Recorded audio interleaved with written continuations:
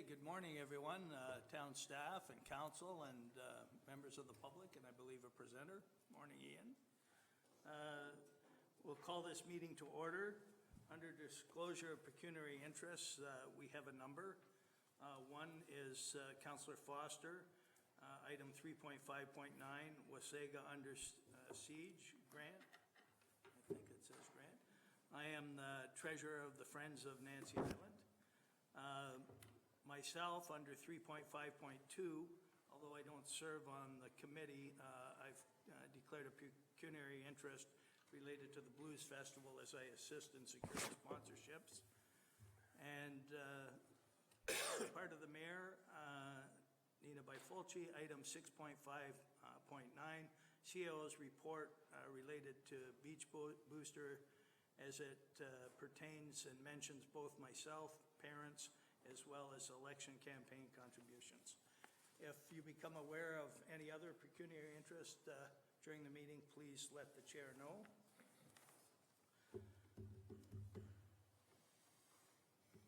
Under community service section, we do have one presentation today from Snow Angels, and if Adam Malamis is here, he could come to the table. Good morning, welcome. Good morning, thank you. Good morning, Josh. Good morning.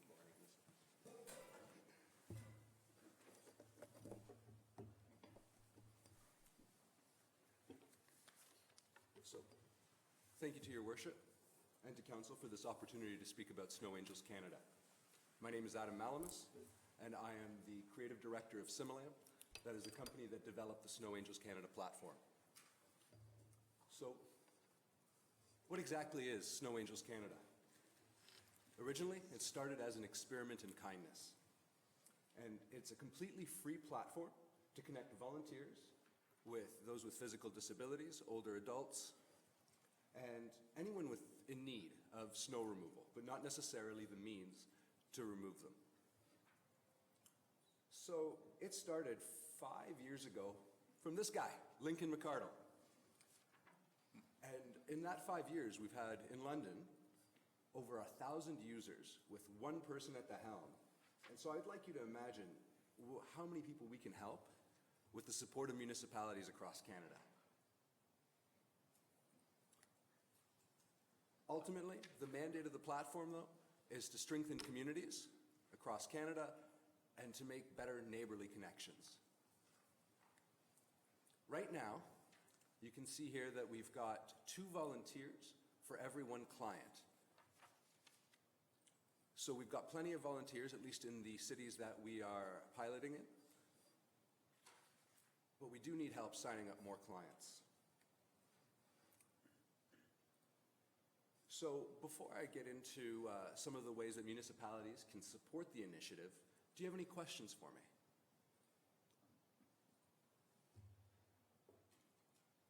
Okay. I think we're good. Okay. So there's a number of ways that you can support this initiative. First, promotion. And awareness is key to this initiative. If you are able to tweet, put Facebook posts, Instagram posts, a space in your newsletter, both print and digital, and also things like your recreation guide, posters in libraries, which we will provide, posters in your rec center, at seniors programs, etc. Effectively anywhere where older adults and those with physical disabilities congregate, as long as we have the ability to showcase that Snow Angels Canada exists, that would be a huge boon to the service. Also, partnerships. Partnerships are key. One thing that we've noticed in London is that older adults aren't necessarily connected to a lot of the digital platforms that we use, like Twitter, Instagram, and Facebook. So a lot of print materials are needed, or strategic partnerships with organizations that support these types of clientele. So that could be Meals on Wheels, older adult living and active living programs, rec center programs, library programs that are geared towards increasing tech savvy of older adults. So with the right partnerships, we can support and help more people. So what does the future hold for Snow Angels? We recognize that sometimes these programs are very difficult to initiate, so we're creating something called a municipal starter kit. We'll be conducting more focus groups with clients and volunteers to better understand how the platform works from their perspective, to increase its efficacy and continuously improve that platform. We'll also be creating an administrative system where both organizations and municipalities can log in, view the number of clients and volunteers, and also manage the platform if they so choose. Thank you. Thank you very much, Adam. And now that it's complete, is there any questions from council? Yes, Councillor Foster, and then I believe, did you? No? Okay. It's more a comment, really. And on my little street, my little dead-end street there, we've created a Snow Angels program accidentally. But I just want to comment, because you talk about building community and the social part. And it's, so someone will, if you're away for a weekend or you're not feeling well, you wake up and your driveway's been done by somebody. It's a Snow Angel. But what I found interesting was after the plow goes by, because there's those dreaded windrows, it then becomes a race to see who can get out and do more of the windrows before they become solid. And the social part is what I found interesting. So the other day I got up and there were two of my neighbors doing the windrows in my driveway. And I went out and we had a 15-minute chat out there. It's great for building community because, you know, if someone is doing your driveway, and you're not unable to get there physically, there is a tendency to go out, say thank you, you know, do you want a coffee, and have a chat. So I think from the point of view of building a community, it does a great service for people who need it, but I think it also helps build the community by having you get to know your neighbors. And you know, I think it's a great program. We've got a little micro program where we are, but I think town-wise, I think it would be an excellent addition to our quasi-infrastructure there. Thank you, Councillor Councillor. Watson? Thank you, Mr. Chair. Yeah, this is a wonderful program, and Wasaga Beach is a very caring community. I'm sure this would get off the ground quite well. We have a higher than average senior population throughout the province, so I think it's needed. And as Councillor Foster says, I think there'd be a lot of neighborhoods that would jump on this very quickly and enjoy that social aspect of it and the good exercise that goes with it. So thank you. Thank you, Councillor. Okay. Deputy Mayor Brain? Thank you. As both have alluded to, I think there's a lot of informal Snow Angels already in town, so I think it's great that we're formalizing it. Also, on my way in today, I did hear the radio announcement promoting the open house today at 1 o'clock at the Recplex. Yes. Where you're actually presenting to a larger group, so I think that's great. It really, truly, word of mouth is the best Absolutely. with our community, so. Excellent. We'll actually be showcasing how to use the platform too. Councillor Wells? Thank you, Chair. Just kind of a technical question. How is it determined who is an eligible candidate to receive service from the Snow Angels program? What's the way in which determining that it's an appropriate use of Snow Angel time? Well, ultimately, it's up to the volunteer and to the client to determine that. So anyone can become a client. We don't police the system in that sense. Where, let's say, for instance, I injured my shoulder, I'm not able to shovel my driveway, I could put a post up. Ultimately, we would like to see people without the financial means to hire a professional service, but we believe that the system should be self-policing and self-regulating. Thank you. Okay, if there's no further questions, I also concur. It's a fantastic program, and we've had a number of deputations before council about windrow and the need to have assistance in removing that, so this is a good first step. So thank you very much, and have a great day. Thank you. Thank you for your time. We'll have a motion to accept this for information at this time, and but it sounds like it's very positive. Excellent.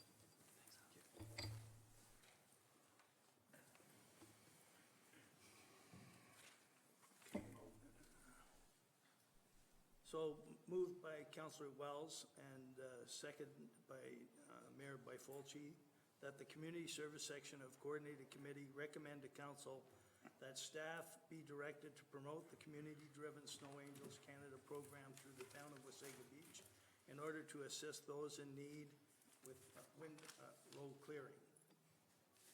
All those in favor? Unanimous. Unfinished business, we have none.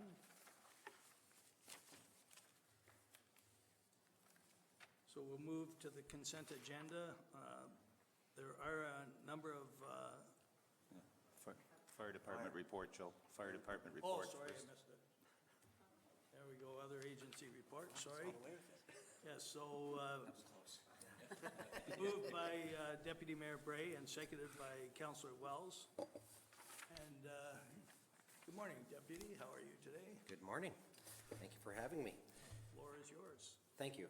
For the fire department report, it's been a busy month for ourselves. However, fortunately, there are no significant fire events to report, which doesn't happen all the time, so we're happy to report that. I did want to note that there were two significant medical calls that we responded to, as that's one of our core services that we respond to very often. Both were cardiac arrests involving seniors in their home. In both cases, fire department responded along with paramedics. We arrived first and were able to use our defibrillator as well as CPR. And in two cases in the last month, they were able to regain a pulse. So it just shows you when you have the right equipment and the right training at the right time in the right place, then things can go well. So we appreciate your support. We spent some time this month going through the new development there at 175 Zoo Park Road, which is the county affordable housing unit there. So each of our full-time platoons have spent time going through the building. It's nearing completion with some initial move-ins starting in the spring of this year. So this was really an opportunity for us to go through the building, understand the different components it's built out of. There's some unique features in that building due to its size, but as well as some of the building systems that they have that would impact us from a response standpoint. And we know that we will be there on a semi-regular basis based on the experiences of some of the other towns that have also have similar buildings in their town. So that was a very successful project to undertake. And finally, we've been taking advantage of the weather. I know not everybody's been excited with the cold, but it's finally given us an opportunity to perform some of our ice water rescue training. So we were out by Nancy Island, spent a whole day just with our volunteer firefighters, getting them used to some of the equipment and some of the different techniques that we use. And it's always interesting because when we're out there, oftentimes the public will come down and ask us questions, wondering what's going on, and it's a good chance for us to educate them and remind them, that no ice is safe ice. So again, I'd like to just take that moment as well to remind everybody the same thing is we're urging people to stay away from it because the conditions are not great for being out on the ice. And that completes my report. Thank you. Is there any questions? Councillor Foster? Yeah, just aside from the no ices or safe ice, is you also have 7 carbon monoxide calls listed there. And I guess, is that a normal volume? I don't normally focus on them, but it seems like an awful lot. People know carbon monoxide is a silent killer, so to speak. And does it have anything to do with conditions as far as snow buildup around venting or any of that kind of stuff? It may. Certainly the number of calls fluctuates through the year. With the colder weather, we respond more often because people's gas appliances are running, more full steam. There's a couple common reasons for it. One is blocking the air vents on the house from snow and ice. Another one is just lack of maintenance. There's a lot of people that don't realize that you should have a technician come in and go over your furnace, on an annual basis. So there could be issues with the filter or the motor itself. We definitely have noticed over the last few years an increase in carbon monoxide calls, and not all those calls are necessary with the dangerous gas in the house. Some of them are the detector itself might be defective, and it's alarming and people aren't sure what to do with it. But with recent years bringing the law in place that requires carbon monoxide in every residential house, there's just more detectors out there. So we're becoming, I think, more aware of these cases than in the past. Okay, thank you. Any other questions? Thank you very much. Great. Have a great day. Thank you. So again, moved by Deputy Mayor Bray, and seconded by Councillor Wells. Resolved that the Community Service Section of Coordinated Committee receive the February 2020 Fire Department report for information. All those in favor? Carried unanimously. Okay, before we move to the consent agenda, I believe there's just a couple items pulled and a couple of pecuniary interest. 3.5.2 was my pecuniary interest related to the Blues.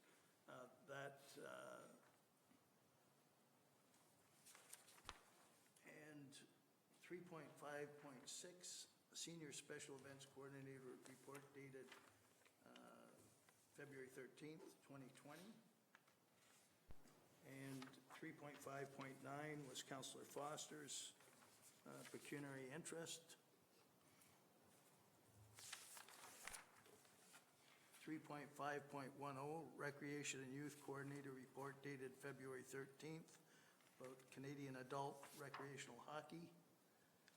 And finally, Senior Special Events Coordinator report dated February 13th, Special Events Annual Update Report. With that said, we'll move to the consent agenda.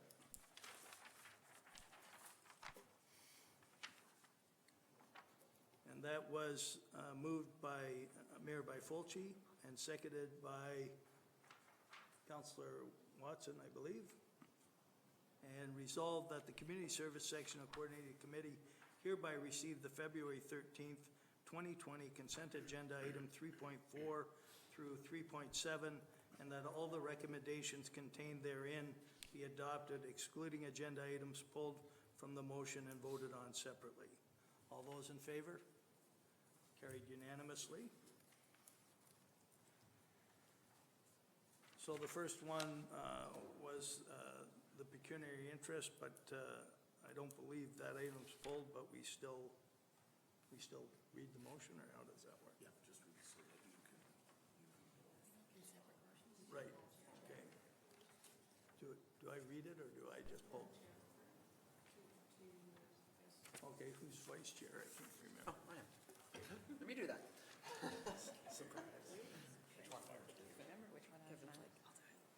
There we go. All right, Senior Special Events Coordinator Report dated February 13, 2020, Stonebridge, Wasaga Beach Blues. That the Community Service Section of the Coordinating Committee does hereby recommend to Council that it approves the hosting of the 10th Annual Stonebridge Wasaga Beach Blues Festival at Stonebridge Town Center, Music Pylon, September 18th to 20th, 2020. We have, and further that Stonebridge Boulevard be closed from Dollar Tree entrance to Walmart entrance from Friday, September 18th to 2020 at 6 a.m. until Monday, September 21st, 2020 at 9 a.m. Further that a $15,000 sponsorship be provided to Stonebridge Wasaga Beach Blues Committee to assist with the offsetting of associated festival costs, and further that the town's SL 100 stage large tent and 6 10-by-10 tents be provided as an in-kind sponsorship for Blues Festival. We have a mover by Councillor Wells and a seconder by Deputy Mayor Bray. Do we have consensus or? Question? Oh, I'm sorry, go on. I'm in favor of the festival for sure. I've just wanted to curious, and I didn't get a chance to ask earlier, the sponsorship, is that consistent with our sponsorship in the previous years? Sorry, you don't need to come running all the way up, Angela, just. Through you, Mr. Chair, yes, or Mr. Vice Chair. Yes, in the past, last year we gave 15,000. In previous years, we gave 20,000. Okay, so I thought it was. Yeah. I just wanted to confirm it was consistent. Thank you. No problem. Anyone else? No? Thank you, and I'll call for a vote. All in favor? Carried unanimously. Thank you. Thanks, Mark, sorry about that, that was a long one.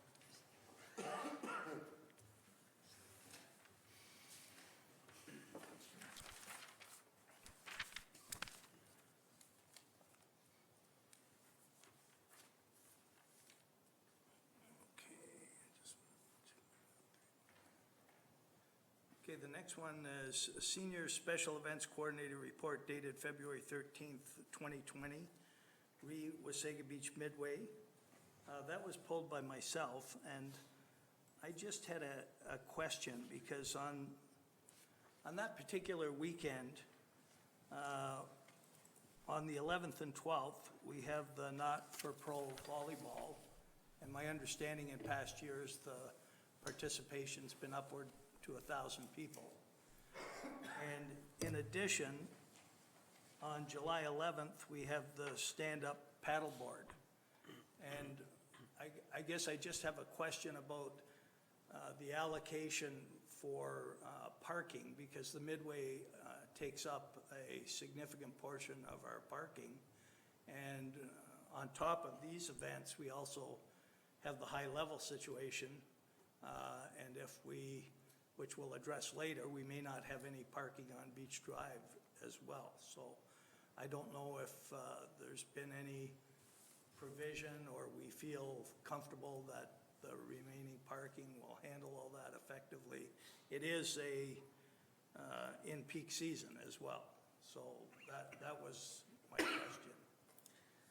Okay, thank you, Mr. Chair. The Not-So-Pro Volleyball Tournament and the Midway have run consecutively for a number of years. They've almost always been on the same weekend. There hasn't been an issue with parking from my understanding.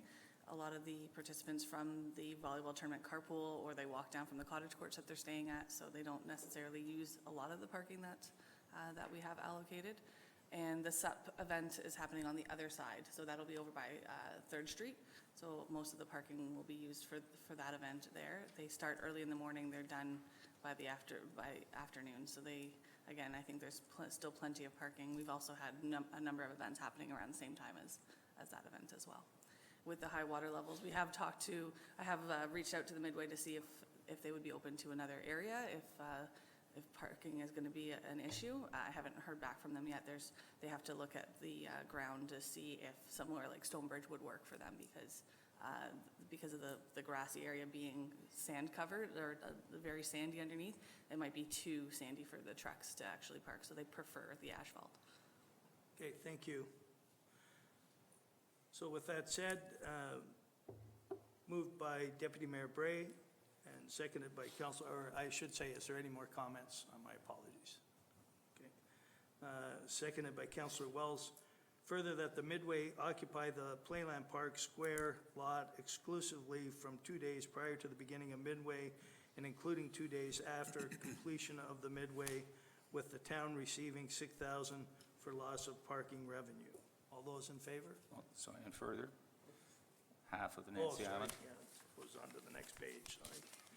Further, each provide half of the Nancy Island municipal lot, west side, for the duration of the setup of the event, and take down for the purpose of Midway staff trailers and stay overnight. All those in favor? Carried unanimously.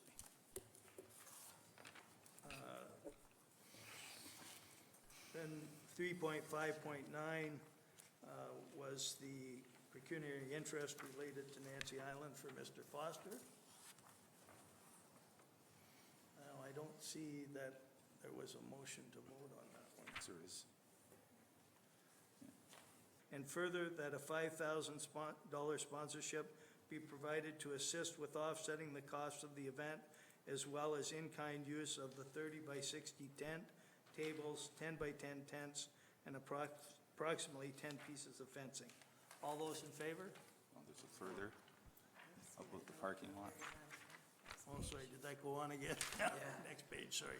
Parking lot be utilized for event participants and special needs parking beginning on August 14th through to August 17th for the duration of the event. Okay, all those in favor? So carried 6-0, one abstaining.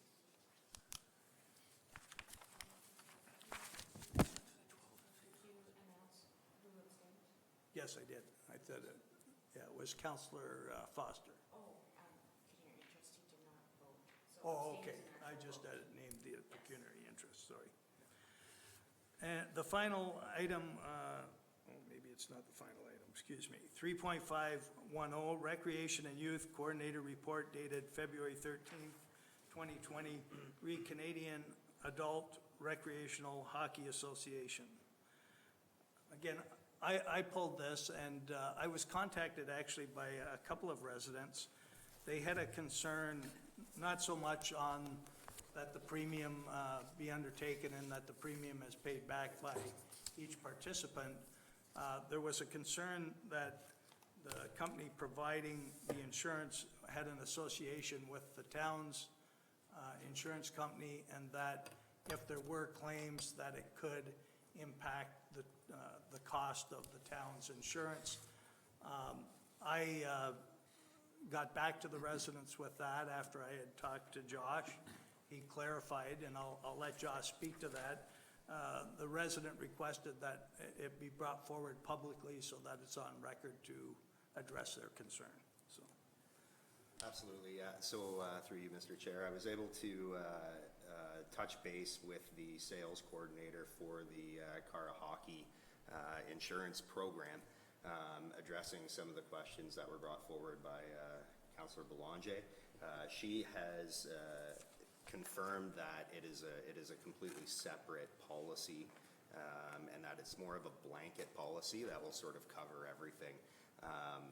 They will also help cover us as league conveners.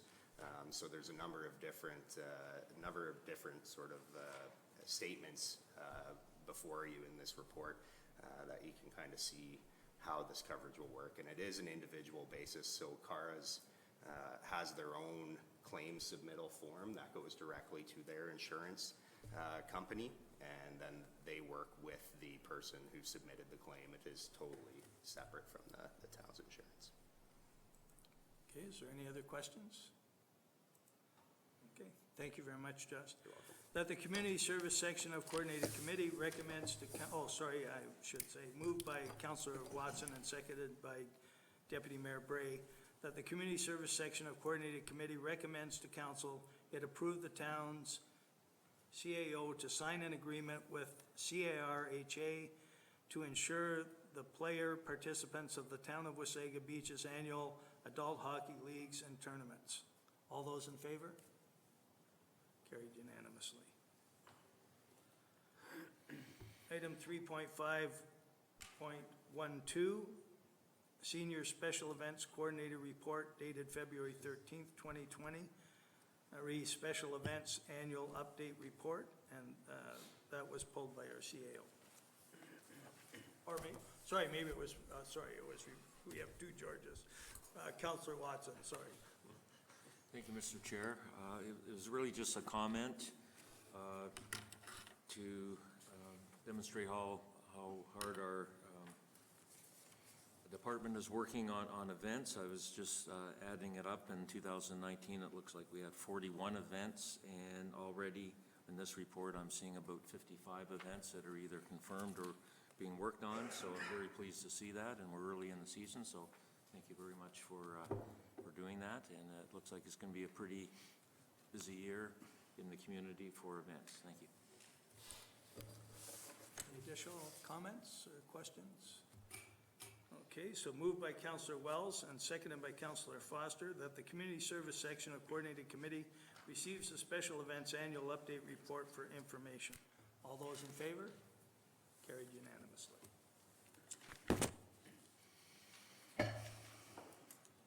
With that, we are adjourned. So how much time do you think we need to change? Is everybody okay with a 5-minute break? It's early. Okay. It's early in the day. It's a 10-minute break. We're gonna take this off and just say break. Okay, so I'm gonna turn the lights off.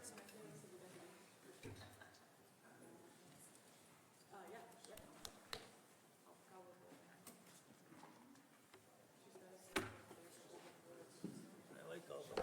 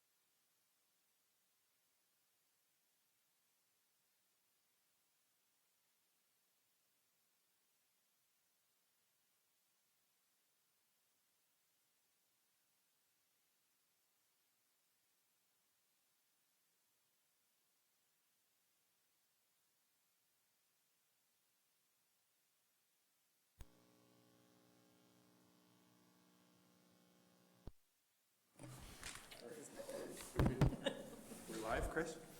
All right. Not yet? Well, your audio is, but But we're not. okay. You're supposed to say an action. Okay. Welcome back, everyone. We're into the Public Works section of the Coordinated Committee today. We'll start off, there are no deputations, presentations, petitions, and public meetings at this point. We also have nothing under unfinished business today. We have no other agency reports, and we do have a consent agenda. However, I will note that items 4.52, dealing with the Beach Drive, has been pulled by darn near everybody. And 4.55, the engineering report, has also been pulled. And I believe those are the only items on the agenda that are pulled. If anyone else, no, we're good to go then. So, noting those two exceptions, resolved that the Public Works section of the Coordinated Committee hereby receives the February 13th, 2020 consent agenda items 4.4.1 through 4.7.4, and that all the recommendations contained therein be adopted, excluding agenda items pulled from the motion and voted on separately.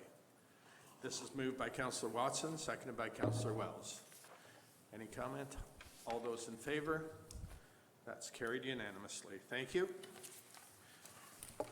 Excuse me. We'll then move on to 4.5.2. And this is the Beach Drive closure. I'll read the motion and then open the floor for discussion. It's resolved the Public Works section of the Coordinated Committee does hereby receive information report regarding Beach Drive, and further that the Public Works Committee section of Coordinated Committee does hereby recommend to Council that staff be authorized to extend the closure of Beach Drive and the adjacent side streets for the duration of the 2020 season and/or until such time as deemed appropriate by the Director of Public Works. We'll start with Councillor Boulanger on that. You wanted to pull. Yeah, thank you, Chair. Obviously, there's quite a few opinions out there from residents about the closure, but, at the meeting the other night, there was a pretty positive response to Beach Drive potentially being a pedestrian mall. So I'm not so concerned about that as I am of trying to understand, the grooming, the ongoing maintenance, and the overall aesthetics of the beachfront with this process. And I think it's doable to have our beach area with sand on Beach Drive being very presentable, and that we can still, I don't know what the emptying garbage cans and all those kind of things through that. I'm sure we have the vehicles that can do it. But we do have a situation, and there's certainly been lots of photos where our beachfront kind of looks like a third world country with garbage cans tipped over all over the place. And I'm not suggesting that would happen in peak season, but we are going to have a very challenging year related to the tenants on the beach area and the aesthetics of the beach area, the high water level, and through all of that, we need to somehow maintain tourist visitation to ensure that our economy doesn't suffer further than what it already is. Okay. Thank you for that. Kevin, do you want to have a little chat on that one? In terms of the grooming process, we would typically just mirror what has been done even in the last season.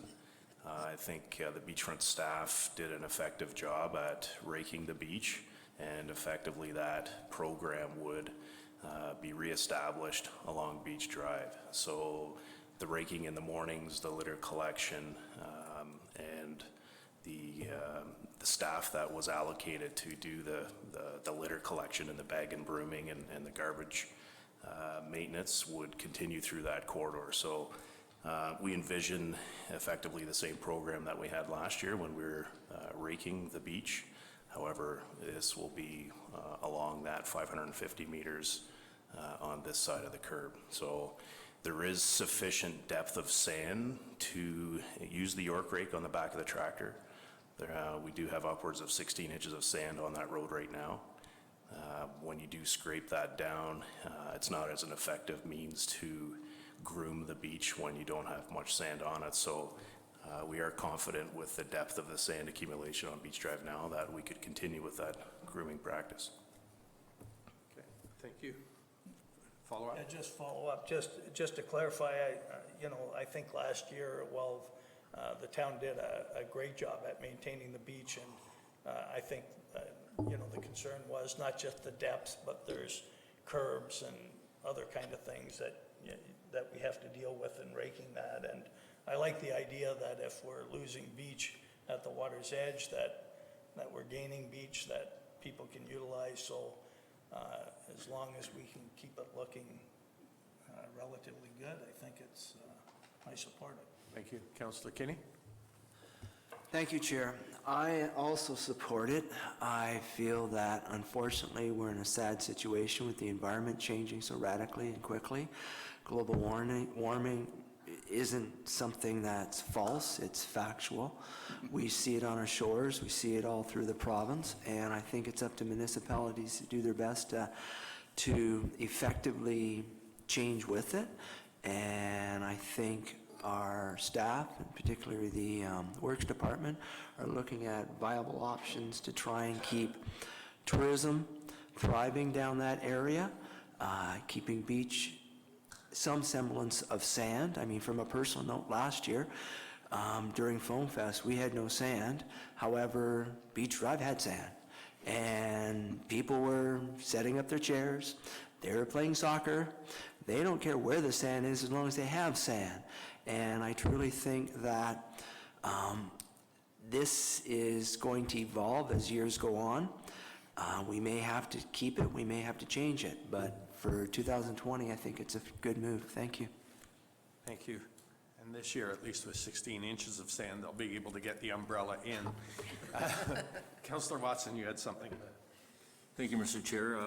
I'm excited to look forward to this opportunity this year. I think this council, doesn't look for problems, they look for opportunities, and I think this is a great opportunity to monitor this. There's always been talk over the years of making this into a pedestrian area, so we can experiment with it this year, see how it goes. I think it'll be successful, and that should play into our environmental assessment going forward, and making it a viable option and helping to alleviate some of the high water. One question is about the sidewalks in front of the stores, the maintenance of that. That's going to be continued or maintained, I guess, to allow that pedestrian walkway along there. Sidewalk maintenance will be a challenge, and it will be a trial and error type approach, unfortunately. As included in the agenda, we do have consideration to effectively, in order to maintain the sidewalks, we need to support or protect the sidewalks from the sand that is higher than the sidewalks.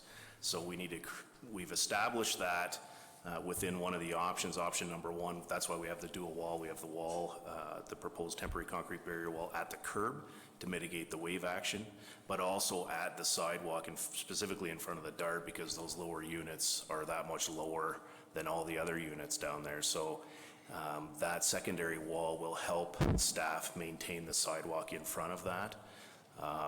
The other units, some of them are not accessible. However, I think from our standpoint, the biggest logistics will be around deliveries and managing the logistics around the deliveries. We do have a number of gated entry points for Beach Drive. We do believe we will still be able to access Beach Drive with vehicles and equipment, subject to really the moisture content in the sand in terms of whether you can access it or not. So the sidewalk clearing and the sand removal from the sidewalks is something that will evolve at this point. But in order to protect the sidewalk from one end to the other, we will truly, if we do decide to leave the beach or the sand on Beach Drive, we will need some form of barrier to keep that sand from continuously migrating onto the sidewalk, or we try and establish, we leave the crown off into the traveled portion of the road and let it filter back or slope back towards the sidewalk. But at this point, the sidewalk maintenance was specific to in front of the DAR just because of the entry points to those lower units. Okay, you had a follow-up, Councillor Watson? Yes, thank you, Mr. Chair. Looking at the map for option 1, we're going down Spruce Street, and there's going to be a turning, or a suggested turning circle into our parking lot and coming back out Spruce Street.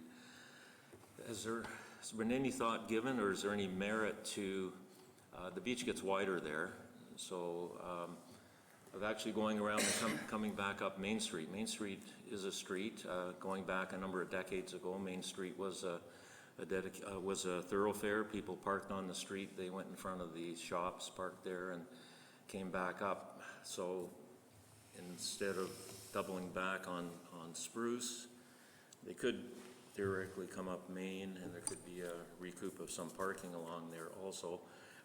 Failing that, if that's not a feasible solution, I'm really hoping that we can get some activities on Main Street there to, along with the new enhanced beachfront. It'd be a very exciting place down there. So just a thought. It's a little out of the box maybe, but it is a street and it has been used in the past. There was a brief discussion around that, Councillor Watson. However, there is retail spaces that front on the lower portion of Main Street, which would conflict with any vehicular traffic coming through there. We also have, I believe there are some structures, and whether they're remaining or leaving would be a challenge, and then I guess they would have to cycle back in through Playland parking lot because there is no egress through the south end of Main Street. So you would find conflict with the number of events as well and the parking through Playland. This particular setup has been successful. This is the typical arrangement, as you know, for all of our events that typically require the closure of Beach Drive. So we are familiar and confident with this alignment in terms of how vehicular traffic get into this lower parking lot and how access is maintained to the well site. So this is the preferred alternative for vehicular movement down there. Thank you. Okay, before I go to the table, I actually also pulled it, so I'm going to make a few comments myself and get some. Again, when looking at the plan, I just want to be sure that I'm right on this.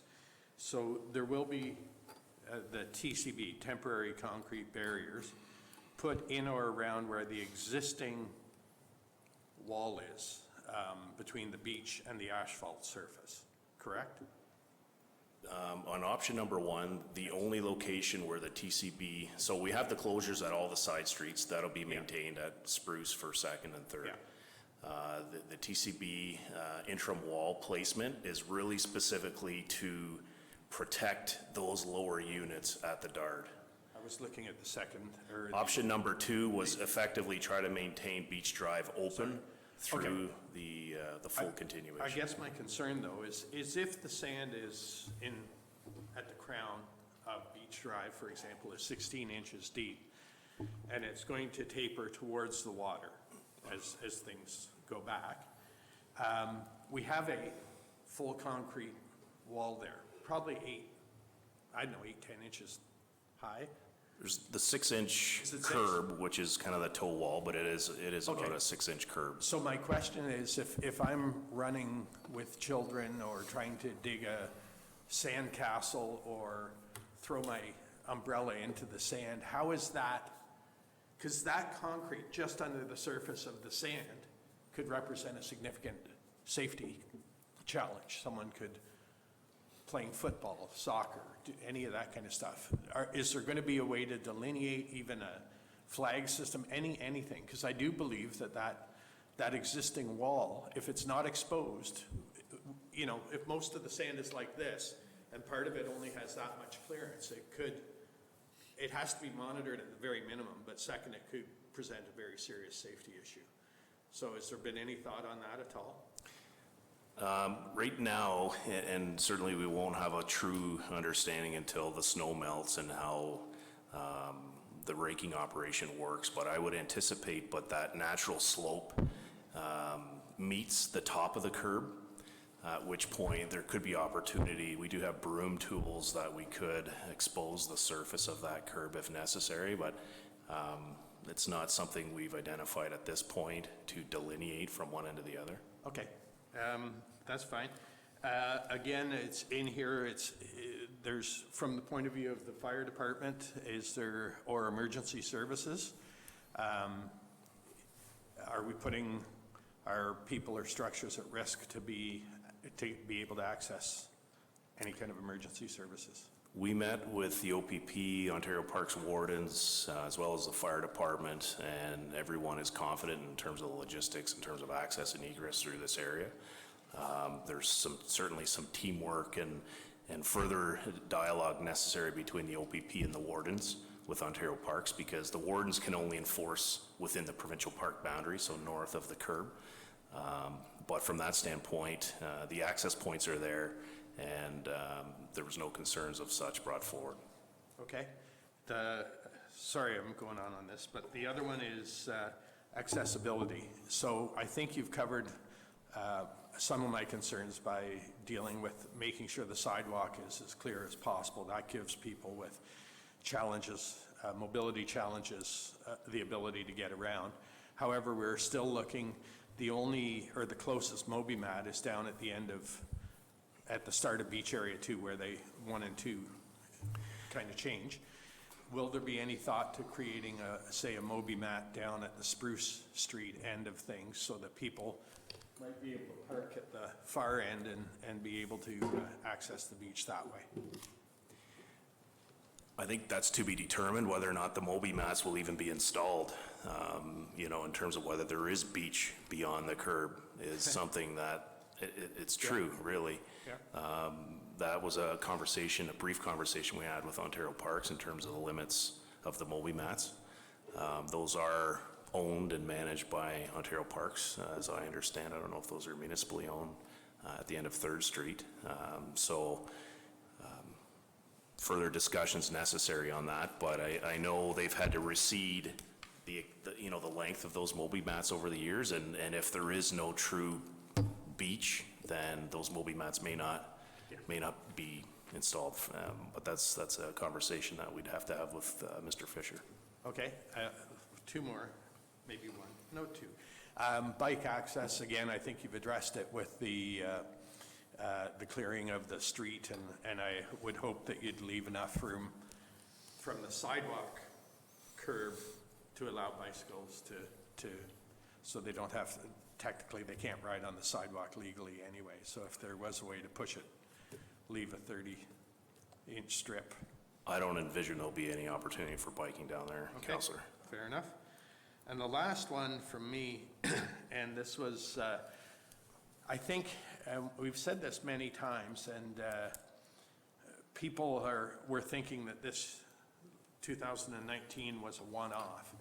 As a person with a degree in marine biology and did limnology, there's a whole cycle to this whole thing, and there's a map for those who didn't do it, and I know it's in your report, that shows the kind of the high water mark as to, historically it's there, and I just think if people have not referred to that, because you put it in the report, Kevin, if you can pull it up, I think it shows, we're in for, and notwithstanding some dynamic offshore wind for 3 months, it's going to be a very high water year. And so for people who are looking at this report at home, or all of us, pay close attention to the graph. It's very technical, but it does show you, the reality is it's going to be a tough summer for the beach, and all we can hope for is a 2-month offshore breeze. Kevin, you can reply, then we're going to Councillor Wells, Deputy Mayor Bray, and then finally back to Councillor Watson. Yeah, certainly, as you indicated in my report, the U.S. Army Corps of Engineers have been monitoring, logging, and forecasting the water levels on the Great Lakes for over 100 years. And the predictions over the next 6 months are such that it's highly probable we will exceed those record highs from 1986. And, we've had some discussion with some of the operators down on the beachfront in 1986 and some of the older residents within the community about what their recollection was during that time. And the distinction from 86 to now is certainly they haven't seen the water levels as high. However, what's different is, and perhaps it's the design of the toe wall and the curb, was back then they don't recall the sand accumulation as aggressively as it is now after every event. So there is a distinction there, but certainly when you look at the forecasted average and high, you could, we're looking at a range once we meet the summer months of potentially 4 to 11 inches higher than what we've experienced in 1986. And from the one discussion with Mr. Sipe was, at that time there were some concrete walls placed in front of the DAR to try and protect as best they can, but there were still times where 6 inches of water that migrates through, and this strategy is not going to eliminate that fact. It's going to help mitigate it, and everyone needs to understand that, and there will be a trial and error, and we will adapt as we need to and must because of the fluctuating water levels. But it's going to be unprecedented in terms of the water levels as we, from the data. That would compensate for what we're going to be losing with the closure of Beach Drive. Yeah, certainly. That's the first question. Yeah, sorry to cut you off. Yes, go ahead. Yeah, those discussions have been held with the bylaw enforcement officer as well as the operations manager, and we do acknowledge that we will have to reestablish some suitable handicap parking stalls or accessible stalls along that corridor. There's also some different strategies that we'll need to address in terms of tenant parking and as such. So again, there's still a lot of logistics to work out over the next few months, but we're confident that we can work through those. Okay. Second is around the Janetta Street outlet, and I totally agree with your proposal there that we use the previous model that's been used for event days. But the one difficulty with that system, and I don't know if there's a solution to it, is coming back out of Janetta Street, Spruce Street there. It's a left turn, it's a right turn only. Now, our bridge construction is what's creating that issue, but the stoplights are to the north of the exit lane there.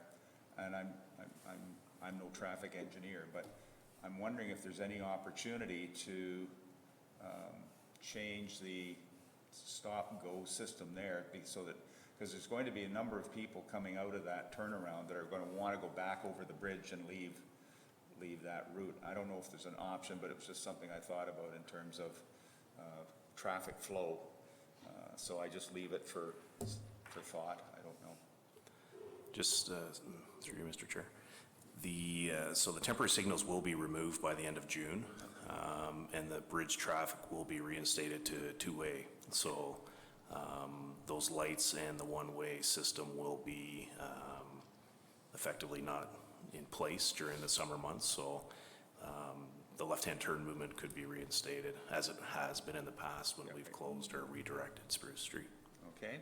And the third one, I guess, is more comment than a question. I think having been interested in this whole water cycle thing for a number of years, you read a lot of the reports from the experts on the Great Lakes, and they talk about a approximation of a 10-year cycle, up for 10, rising for 10 years, diminishing for 10 years, rising for 10 years. And if you try to equate that to 1985, 86, what they're now trying to really say is that somewhere in there we missed a cycle. I haven't found an explanation for that missing of a cycle, but that's what is being spoken about, is that Mother Nature was asleep at the switch 10 years ago when there should have been another high water cycle.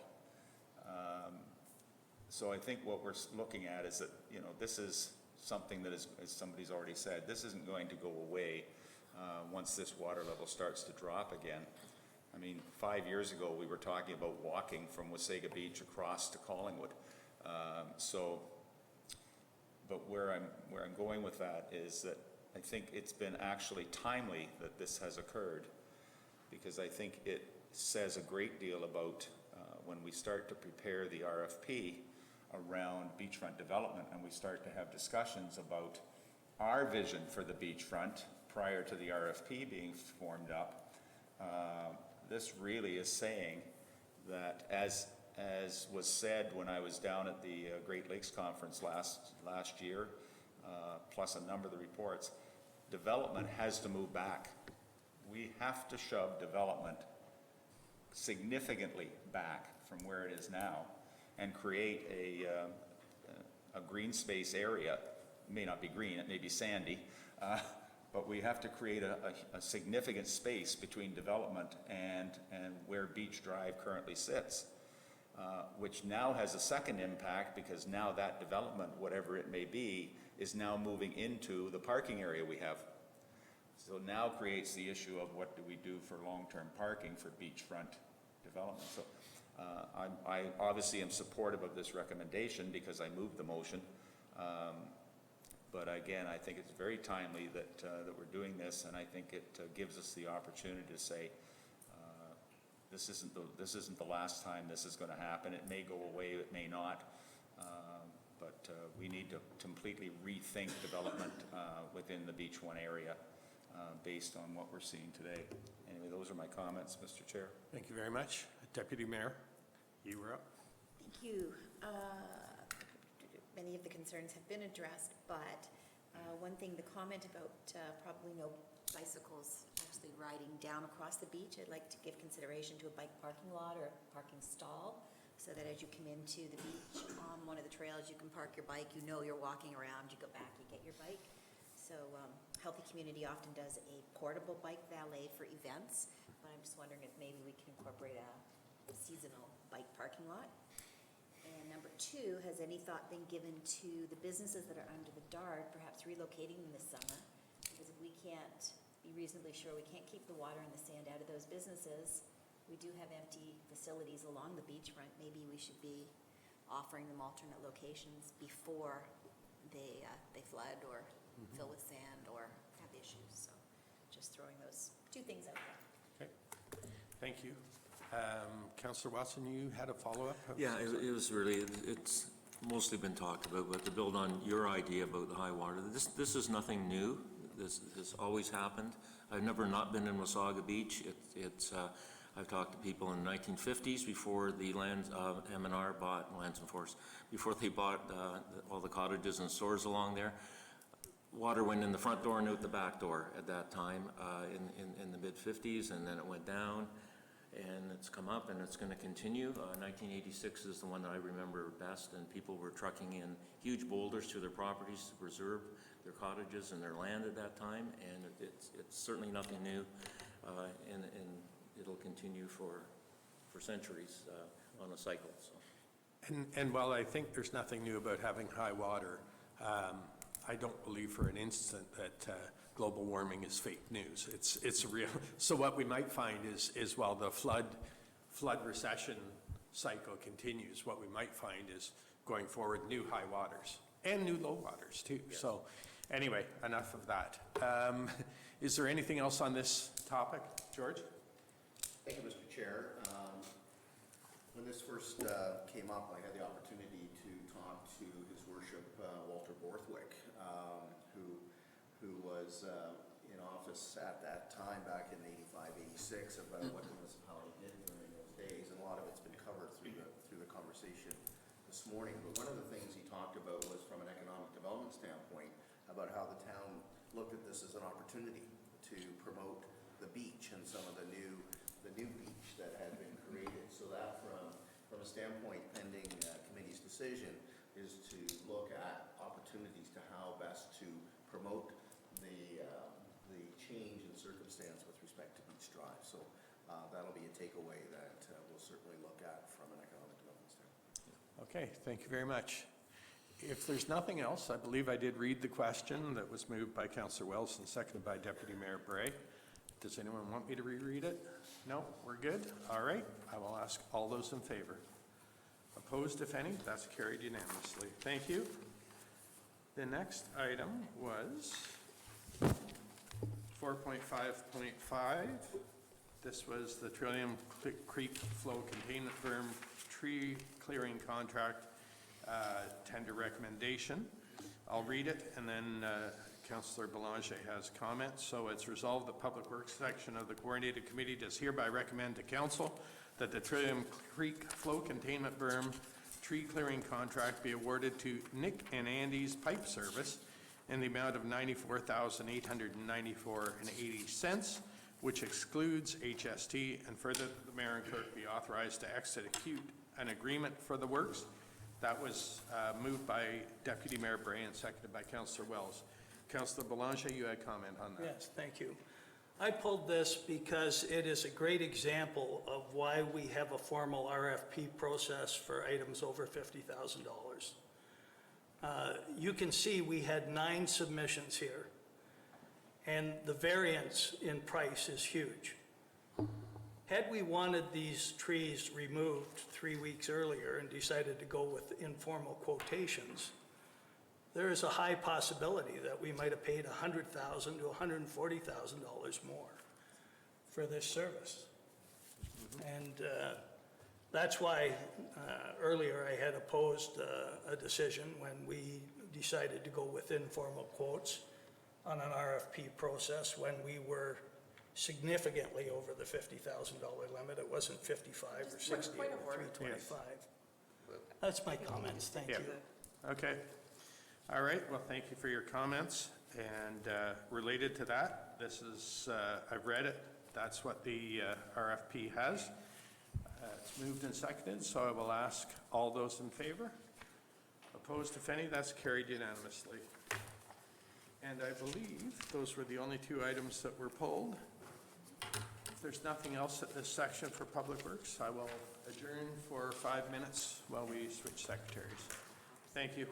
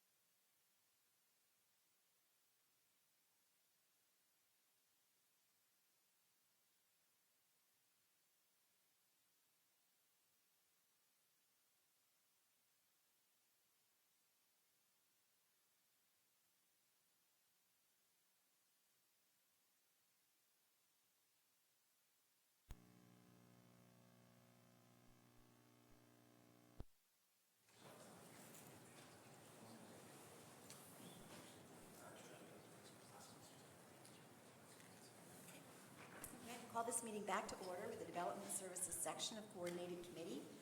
Deputations, presentations, petitions, and public meetings. We have a public meeting scheduled at 11 o'clock, at which time we will reconvene for that meeting. Unfinished business, there are a number of items. If nobody has any comments. Other agency reports, there are none. We have a consent agenda with the following items pulled. Item 5.5.1, official plan amendment. 5.5.5, building department matters, new unit and building reports. And 5.5.7, economic development matters, the entrance signage. Seeing none others, all items listed below will be approved by one resolution. There will be no separate discussion of these items unless a council member requests it, in which case the item will be removed from the consent resolution and considered immediately following adoption of the remaining consent agenda items. Resolved that, moved by Councillor Kinney, seconded by Mayor Byfolchi. Resolved that the Development Services section of Coordinated Committee hereby receives the February 13th, 2020 consent agenda. Items 5.4 through to 5.7, and that all recommendations contained therein be adopted, excluding the agenda items pulled from the motion, as they will be voted on separately. All in favor? And that one carries unanimously. So the first item pulled was 5.5.1, the official plan amendment, and I believe this is Councillor Belanger. Yes, thank you, Chair. As I went through this, and again, my recollection to when we discussed some of this before, but there was considerable verbiage related to the West End, and it being a secondary area, and that the county has indicated that select greenfield sites would be established. But as I went through it, I'm looking at our town, and I certainly understand we have to plan for the future. But stopping urban sprawl and creating new greenfield sites are almost diabolically opposed in that we have a number of nodes that not only require intensification but revitalization. And my concern here is that I strongly believe that our focus needs to be, and what I'm hearing from many in our community, is that the priority needs to be the establishment of a downtown proper and the revitalization of our beachfront.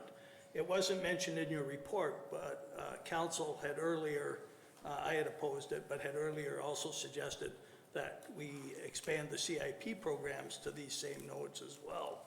And a CIP program, again, for a greenfield node is quite uncommon, is my understanding.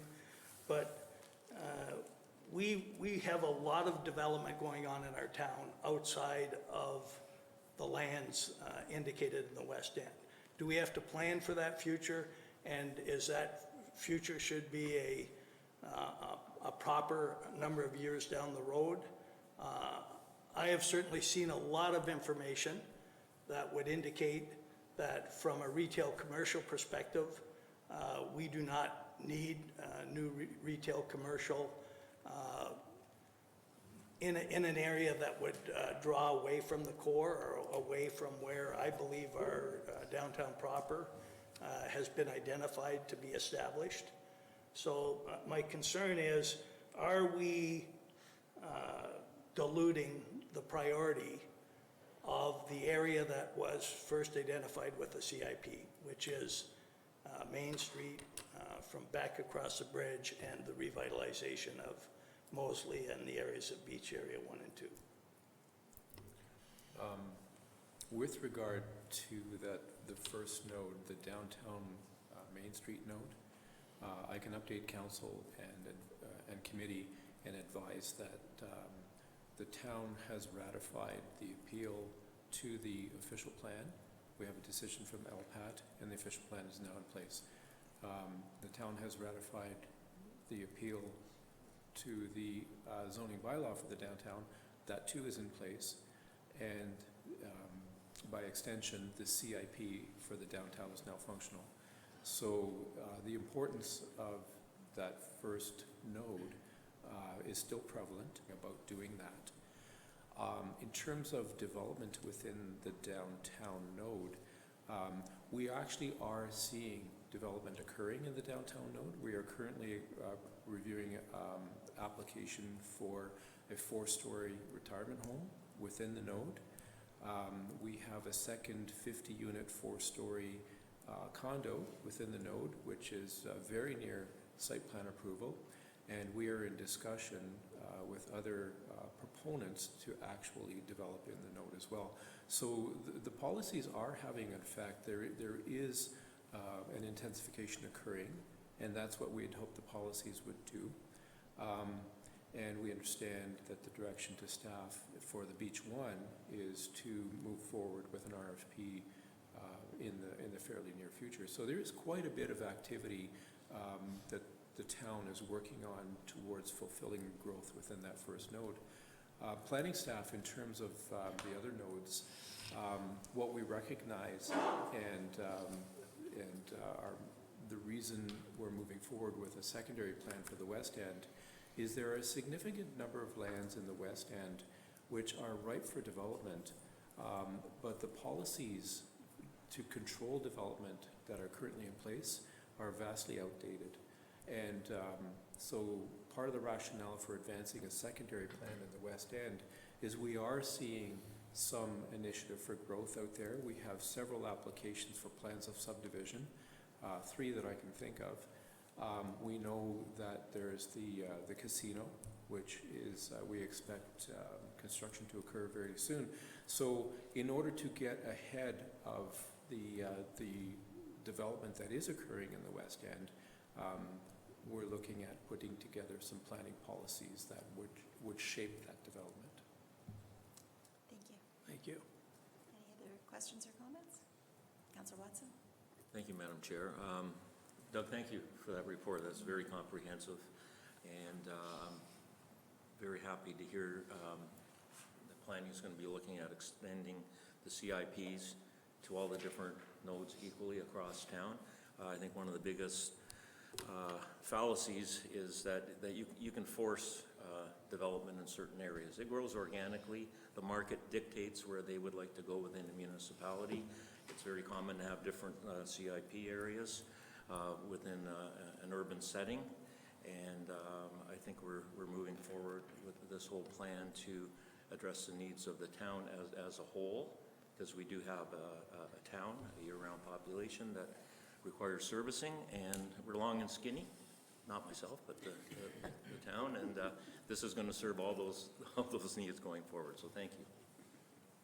Councillor Bravo, sorry, comments? Yeah, thank you. I just wanted to add, as the town looks at what the goals of town-wide CIP policies should be, I think we'll need to focus on what the specific types of development that we want to incent will be. So last month we talked a lot about how we have a real housing challenge in the community, and I can definitely say that from my perspective, one of the key pieces of a broader CIP will be for rental housing, whether that's affordable or market, we can discuss. And I think that that use in particular would be one that we've talked about before as being a target for incentives in the nodes, in all of the nodes moving forward. And then I think we can have a broader conversation as we develop this official plan about what other uses may be deserving of incentive type policies. So just wanted to put that out there for council and sort of have you starting to think about what other pieces of the puzzle of growth in those nodes we would like to have available for incentive programs. Councillor Foster? Thank you, Madam Chair. Again, I commend staff on this. Again, as a corporation, but also as a council, we have to look at the bigger picture. We can't myopically focus only on one area. We have to have policies and procedures in place across the town to allow kind of a quicker reaction to opportunities that come on. And so, and staff have done this. They've, you know, with some direction, they've made a point and this is historical too. They've always tried to look at the bigger picture and remind council that that's what we have to do. And so again, I commend them on that. They've dealt with, you know, the requests or the concerns about Main Street and Beach Area 1, that continues to be a focus, and they've done that, and we've had just the pick last week on related to that. But again, as Councillor Watson said, oftentimes demand dictates supply. And so when you have something like a casino or housing coming on board, it's important that, you know, from a developer's point of view, they see an area that they think will provide them better opportunity. And so if we have policies and procedures in place to control or to help mitigate that, then it makes it easier for the developer to know what to expect. It makes it easier from them from a cost point of view. And from a developer, they're looking for profitability. So having a clear outline when they're going in does it. So having multiple nodes that are all, you know, functioning and moving forward is a good approach. So that's my comment. So thank you. Thank you. Seeing no more, I will read the motion. It's moved by Councillor Wells, seconded by Councillor Watson. Resolved that the Development Services section of Coordinated Committee recommend that Council direct staff to continue the official plan update process as identified in this staff report, including to broaden the boundary of the West End Secondary Plan area. All in favor? That carries unanimously. Honest. The final report pulled was 5.5.5, new unit and building reports, and I believe this was Councillor Watson. There's two more, sorry. Thank you, Madam Chair. Just a comment that it looks like we're off to a roaring start for 2020 with the building unit report. I think we're well ahead of even last year, which was a record year for the municipality. And to my surprise, our chief building official, Danny Rogers, was concerned when I pulled it, you know, what I was going to ask. Because he said, I can't be here today. He said, we're so busy that I'm out on inspections myself today to augment the rest of the building inspectors. And I said, no, it's just going to be a congratulatory sort of thing. We don't need you to go out and do your inspections. So that's it's pretty neat. So thank you. Good reason not to have him here. Busy is always good. So moved by Mayor by Fulci, seconded by Councillor Wells. Resolved that the Development Services section of Coordinated Committee receives the January 2020 building reports for information. All in favor? And that carries unanimously. And then the last item for discussion, 5.5.7, Economic Development Matters, the entrance signage report update. And this is pulled by Councillor Watson and Councillor Wells. Would you like to speak first, Councillor Watson? Thank you, Madam Chair. I've had some conversations with Tyler, our Economic Development Officer, about this. I guess my main point is I completely agree with the report and waiting a little bit to get some further information on the final product, but very strong again about including service clubs on the signage or additional signage with that. I've heard that from many people in the community, and I think it shows the vibrancy of the community when people come in, both tourists and people looking to purchase in the community, that we have these clubs active. And Tyler's going to keep researching. I've seen some of the research he's done to show what the definitions may be for service clubs and there's churches also that I've seen been on our signs over the years. So there's a lot to think about going forward, and I think the report is great. Thank you. Councillor Wells. Yeah, my comments were just, I'm basically supporting the report, but I'm not 100% convinced that we need to, if it's not something where we can create what might be a long-term resolution or before May 1st, that even an interim opportunity exists to say we do have the artwork, whatever is required to recreate the existing signage that exists at all the other entrances.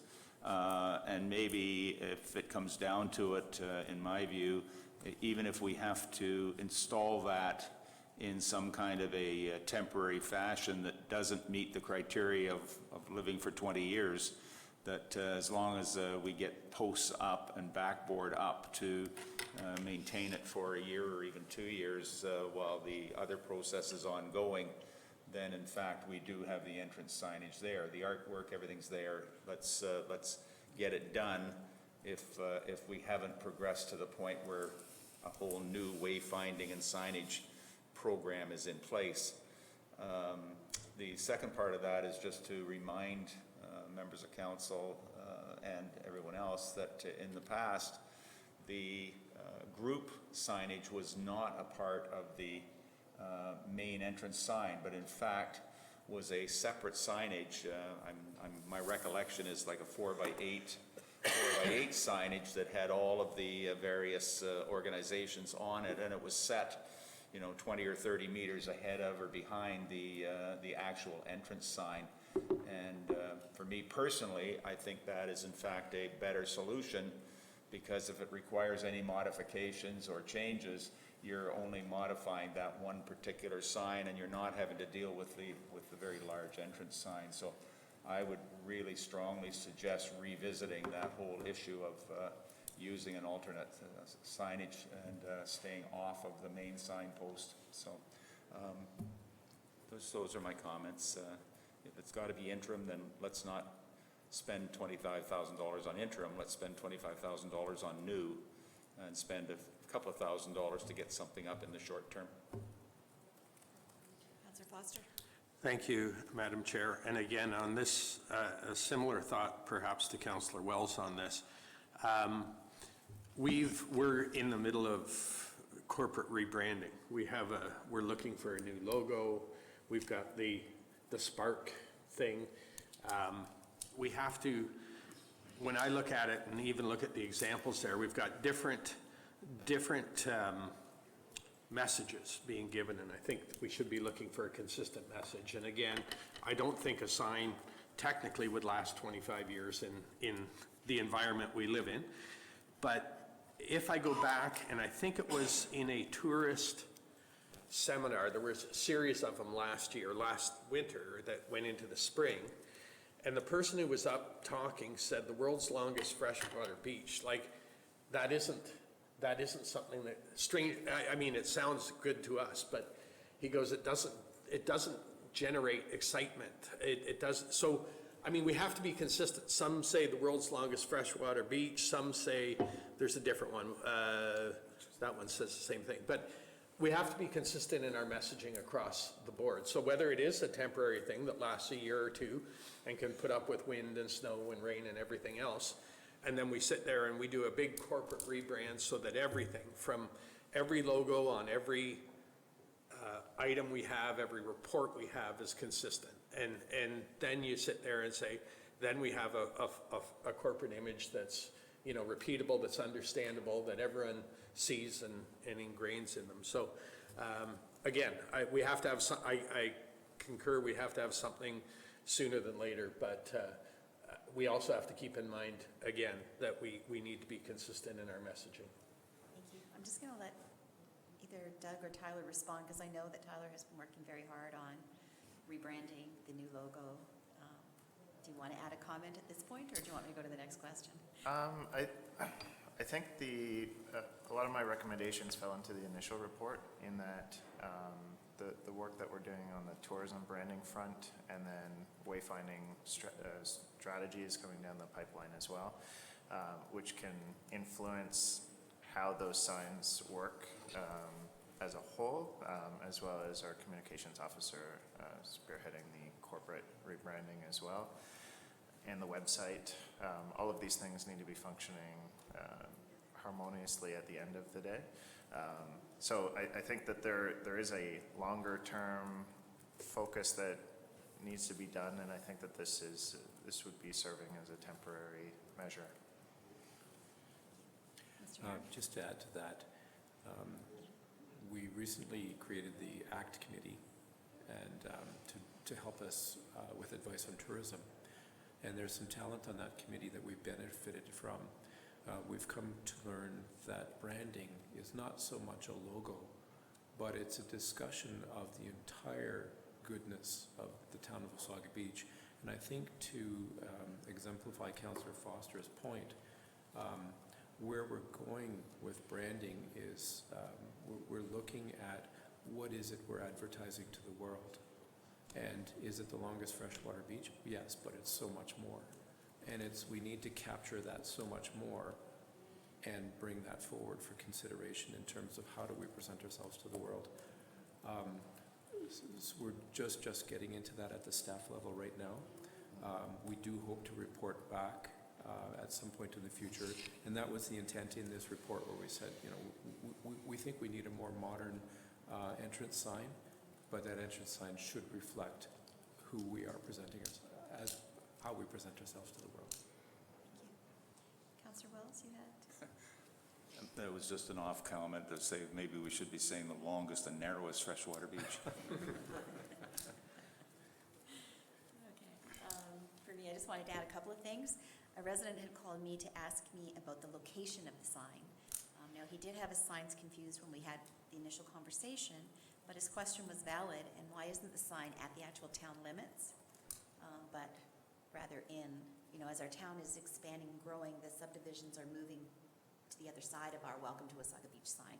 So I don't know whether it's, you know, this version of the sign or the bigger, more permanent one that might be coming in a couple of years, but I think the location might need to be reconsidered at some point. For me, I think this sign is the one where people stop at the side of the road and they take their selfie. If they've arrived in Wasaga Beach, they've been on the road for a couple of hours, you know, they hop out of the car and they take their picture. So I think it's our opportunity to have something eye-catching and something that maybe could, you know, trend on Instagram if we do it right. So I do see it as an opportunity to maybe have something fresh and new and exciting. So those are my comments. Seeing no more, I will read the question. Moved by Councillor Kinney, seconded by Councillor Wells. Resolved that the Development Services Section of Coordinated Committee recommend that Council approve of an unbudgeted expenditure of approximately $20,000 to $25,000 before recoverable taxes from in-year surplus if available or Economic Development General Reserve for the purchase of replacements of the River Road West Highway 92 entrance sign. And the Development Services Section of Coordinated Committee recommend that Council direct staff to report back to the committee in April on recommendations regarding the inclusion of service clubs on the entrance signage. All in favor? So that carries unanimously. Thank you very much. And that concludes this portion of Coordinated Committee. We can then convene at 10:20 in general government. And then depending on how long that lasts, we will interrupt at 11 a.m. for the public meeting.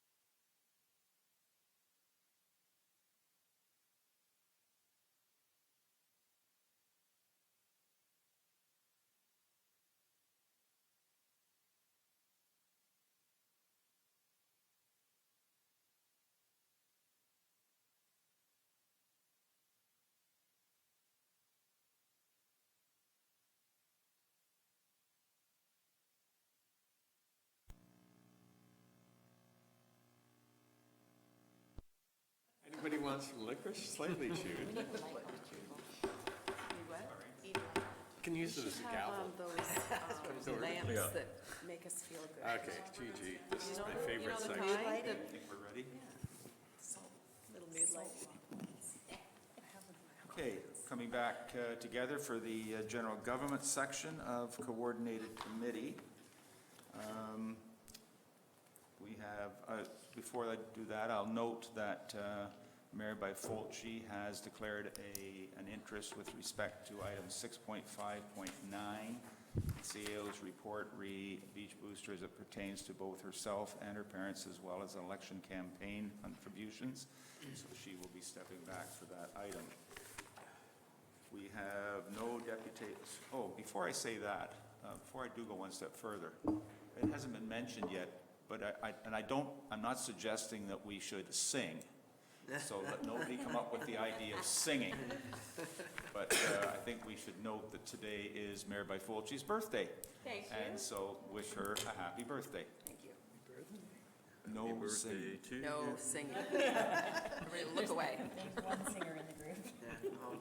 Okay, 6.1, deputations, presentations, petitions, and public meetings. We have none today. Unfinished business.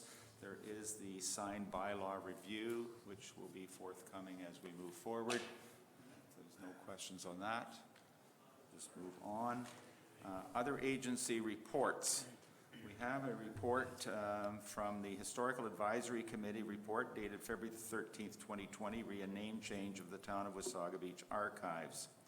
I'll read the motion and then open it for discussion. That's moved by Deputy Mayor Bray and seconded by Councillor Watson. The General Government Section of Coordinated Committee approved the name change of the Town of Wasaga Beach Archives to the Town of Wasaga Beach Archives and Museum. It has been pulled by Joe and George, so Joe, I'll start with you. Thank you, Chair. My question was simple.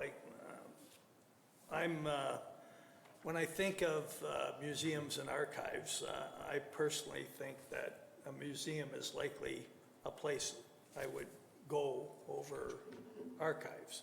And so I just talked to a few people and sort of got their feeling on it. And I didn't know if there was any consideration to call it the Wasaga Beach Museum and Archives as opposed to the other way around, because I think the end result is they would like to have people visit, explore, and investigate, whether it be the artifacts or whether it be the historical documentation. So that was my only question. And George, you had asked to have it pulled. Yes, thank you, Mr. Chair. I am in favor of the overall concept of expanding, I guess I call it the mandate and that, but I really think by naming it a museum and that it leads to some other possible issues, and I think it maybe needs a little more research. So I'd be recommending, or I could move, that we just defer it at this time for a little bit more research on the subject so that we get it right. So that would be, as I said, I can make that motion, that we just defer it back for a little bit. But I think the concept is good, and I think we can certainly work with that, but I think it just merits a little bit more. Yeah, David, just before I say that, and I hear the motion to refer, and I'll ask for a second momentarily, but I think there is, from what little I know, but I think there are some significant issues with naming something a museum, because I think it opens a number of other issues around some mandatory requirements for records and preservations and so forth and so on. So I think it would be appropriate, in my view, that we certainly support 100%. If there's something better than 100%, we support the incredible work of the volunteers that work within our current, call it the archives. But there's also some significant issues around calling something archives, because archives generally refers to document storage. And so it extends, our archive extends way beyond just document storage. So again, that whole naming process, I think, needs some consideration. So I've heard of a referral from George to refer back to staff for some further information. Is there a seconder for that? Mark as a seconder. And, but I'm still, before I take that vote, David, I'm going to give you your opportunity. And that's fine. I know it's not a debatable issue, but on a referral. But anyway, I just, I'm the member of the Historical Advisory Committee from council, and I actually agree that we have to make sure this came up and was discussed quickly. But I do believe that it's important that we make sure that, because again, not only is there a naming, there could be, it could create certain requirements, but there also is the option for grants and, you know, other, depending on how we are. So I'm completely comfortable with referring it back to staff or to the committee to get staff to work with them and find what the opportunities are out of it. So, thank you. Okay, that's a good point. We have a motion to refer from David and seconded by Mark. George. Or sorry, pardon my say, from George and seconded by Mark. All in favor of referral? It's without objection. So now I read the original motion, Madam Clerk, or is it just a referral motion? No, through you, Mr. Chair, it's just a referral motion. So we don't need to read the original, or we? Correct. Okay. All right, so we're moving on. We're moving to the consent agenda. Now, we've had a number of items that have been pulled from the consent agenda, and I'll just identify them.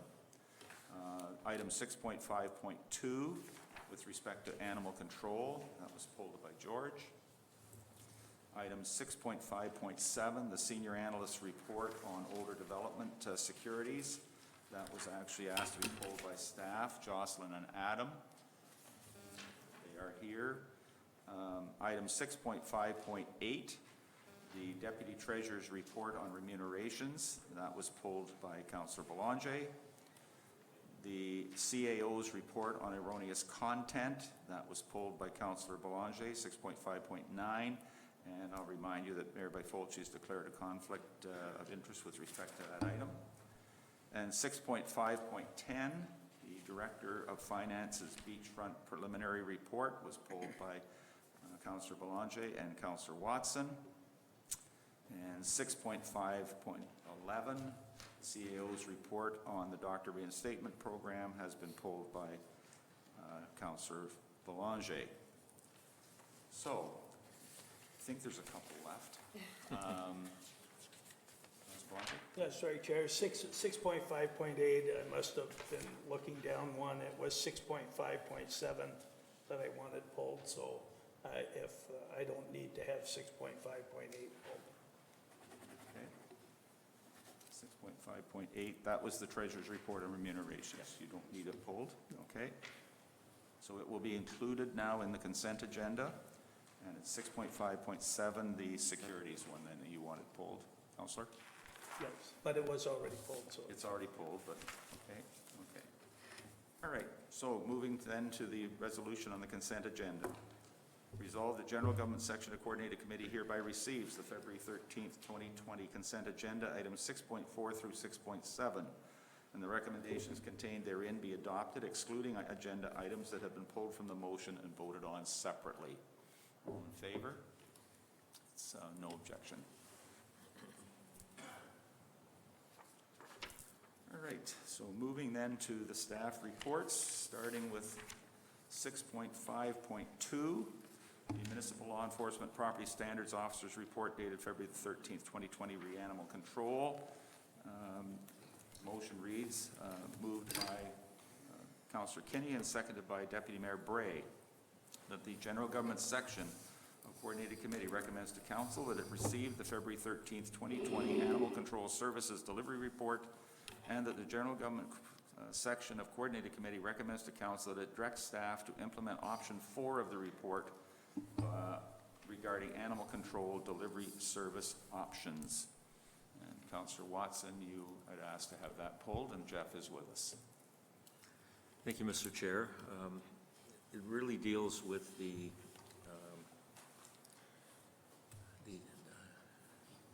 dead animal pickup, I guess, and I think I got my answer earlier, but since Jeff is here, in the comparator groups where we looked at Collingwood, Springwater, Clearview, and Tiny, we're looking at the roadkill and public works, and in all cases do that function. And while I'm in support of the recommended option, I was just wondering why public works would not be involved in the municipality to do that. They certainly seem to have the equipment and that to do that on the occasions that it happens. So that was really my question about that. Other than that, I'm going to support the motion. Jeff, do you want to make any comment? Sure. Thank you, Mr. Chair. Thank you, Councillor. We did explore that option. We discussed that roadkill option with Human Resources as well as the Director of Public Works. Due to the fact that the traditional animal control officer for the town has been doing that since prior to 1993. At this point, it would have to be renegotiated into the union contract.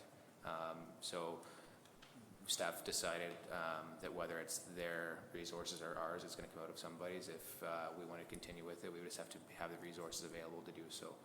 We're open to providing that service as long as we're able to, with the recommendation bringing forward, have that resource available. Thank you. Okay.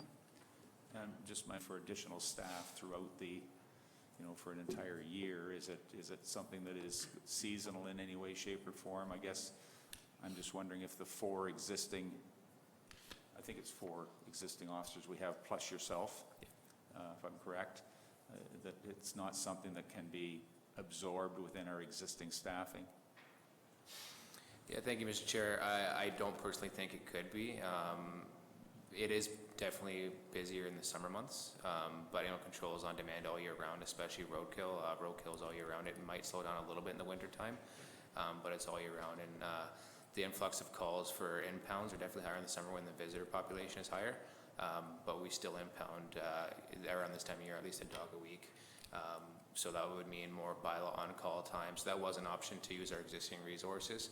That's option 2, but economically it's still going to cost more, and the upfront cost would still be the same if we were to maintain the amount of staff we would have. So to bring a 24-month contract in makes most sense economically for us, but also we'll get the most additional duties out of it. Okay. And I guess the issue of the roadkill, if that's not a function for whatever reason that can be performed by Public Works, where do we go? What happens there? Does that then become just an additional part of the bylaw department's function? Yes, thank you. So with the proposition we have on the table, that would be part of the duties of that 24-month contract for the daily patrols of roadkill. So we can explore the option of renegotiating that with Public Works, but the recommendation I've made is to keep it in-house because it's been that way, and if we have the resources, we're willing to do it. Obviously, making that a core responsibility of that position. Okay. All right. Anyway, there's been a slight modification to the motion, so I'm going to read it. I'm going to reread it before the vote. Because there's just an additional paragraph that reflects the issue of the funding source and future budget. So I'll reread the motion. That the General Government Section of Coordinated Committee recommends to Council that it receive the February 13th, 2020 Animal Control Services Delivery Report, and that Council directs staff to implement option 4 of the report regarding animal control service delivery options. And further, that the 2020 budget shortfall be funded through in-year surplus or parking reserves. And further, that the future budget impacts be funded through taxation. The last paragraph being the difference in the motion. Okay. Questions? All in favor? Carried without objection. Okay. Next item is the Senior Accounting Analyst Report. Councilman Adam. Again, I'll read the motion. motion has been also amended. Oh, it's a request to amend, okay. Okay, so I will read, the motion is moved by Councillor Kinney and seconded by Deputy Mayor Bray. The General Government Section of Coordinated Committee recommend to Council that it authorize the staff to transfer development or security deposits from old planning files that are below $25,000 and greater than 5 years old to the Tax Rate Stabilization General Reserve Account. And further, that staff apply this new transfer process on a yearly basis. It's my understanding that staff is going to ask to have that second paragraph removed. Is that correct? Yes. So for the information of council, staff are going to request that we read it as amended by removing the second paragraph further that. All right, so it'll be read then, the initial part, and then as amended, I guess. Is that correct? Madam Clerk? Through you, Mr. Chair, if you put the motion without the second part of it, you don't need to amend the motion, if that's the motion that was moved and seconded. Okay. All right, so the motion then would end with 5 years old to the Tax Rate Stabilization General Reserve, and the further will be deleted. Okay. Jocelyn, Adam, do you wish to speak to this before I ask for any questions? Yes, thank you, Mr. Chair. Pull the microphones either to each, towards Can you the hear me direction. now? No, much better. Okay, that's good. So I got a little bit of feedback here, so I'm going to push it a bit away. Adam works with me on this report. He looks after the security deposits on a regular basis, so this is why he was bringing the report forward. However, following the preparation of the report, Director of Planning Services and I had another discussion about it, and there are some of the deposits that we think we might be able to still have the opportunity to find who to refund them to. So we're going to pursue that a little bit further. As well, we think a little bit more discussion around how to move forward with a process. We need to talk a little bit more about that. I had suggested in the second page of the report that we look at adding a clause to our agreement saying that the deposit could be forfeited. And this is the area where the Director of Planning thinks maybe we could have a bit more dialogue and explore that a bit more before actually implementing an annual process. So that's why we've asked for the second part of the recommendation to be removed. However, we do want to go forward with the $150,000 estimated amounts that we believe are very, very old and probably not likely going to be refunded, and move those through off of the outstanding deposits list and in through the revenues in 2019 and eventually to that tax rate stabilization reserve through the year-end adjustment. So that's what we're proposing here today. Okay. Adam, have you got anything to add, or you're good? Nope, she's good. Okay. Councillor Belanger, you asked to have it pulled? Yes, thank you, Chair. When I looked at the report and I see the amount of money that is over 5 years old, which was $1,463,000, and then only $150,000 is being moved, I guess my concern was, like, a lot of that is probably over $25,000. But at what point does something become dated that, regardless of the value, that we should be looking at it to, as opposed to it staying on the books? Is it become property of the town? Does it have to be returned? Does, Through you, Mr. Chair. There is a logic in removing it out of the outstanding deposits after time. The probability of returning the refund is so unlikely that it's reasonable to bring it through the income and into the reserve and spend it some other means. However, the obligation to return the security deposit, should ever somebody come forward and be able to demonstrate that they're entitled to the refund, the town would always have to refund those monies.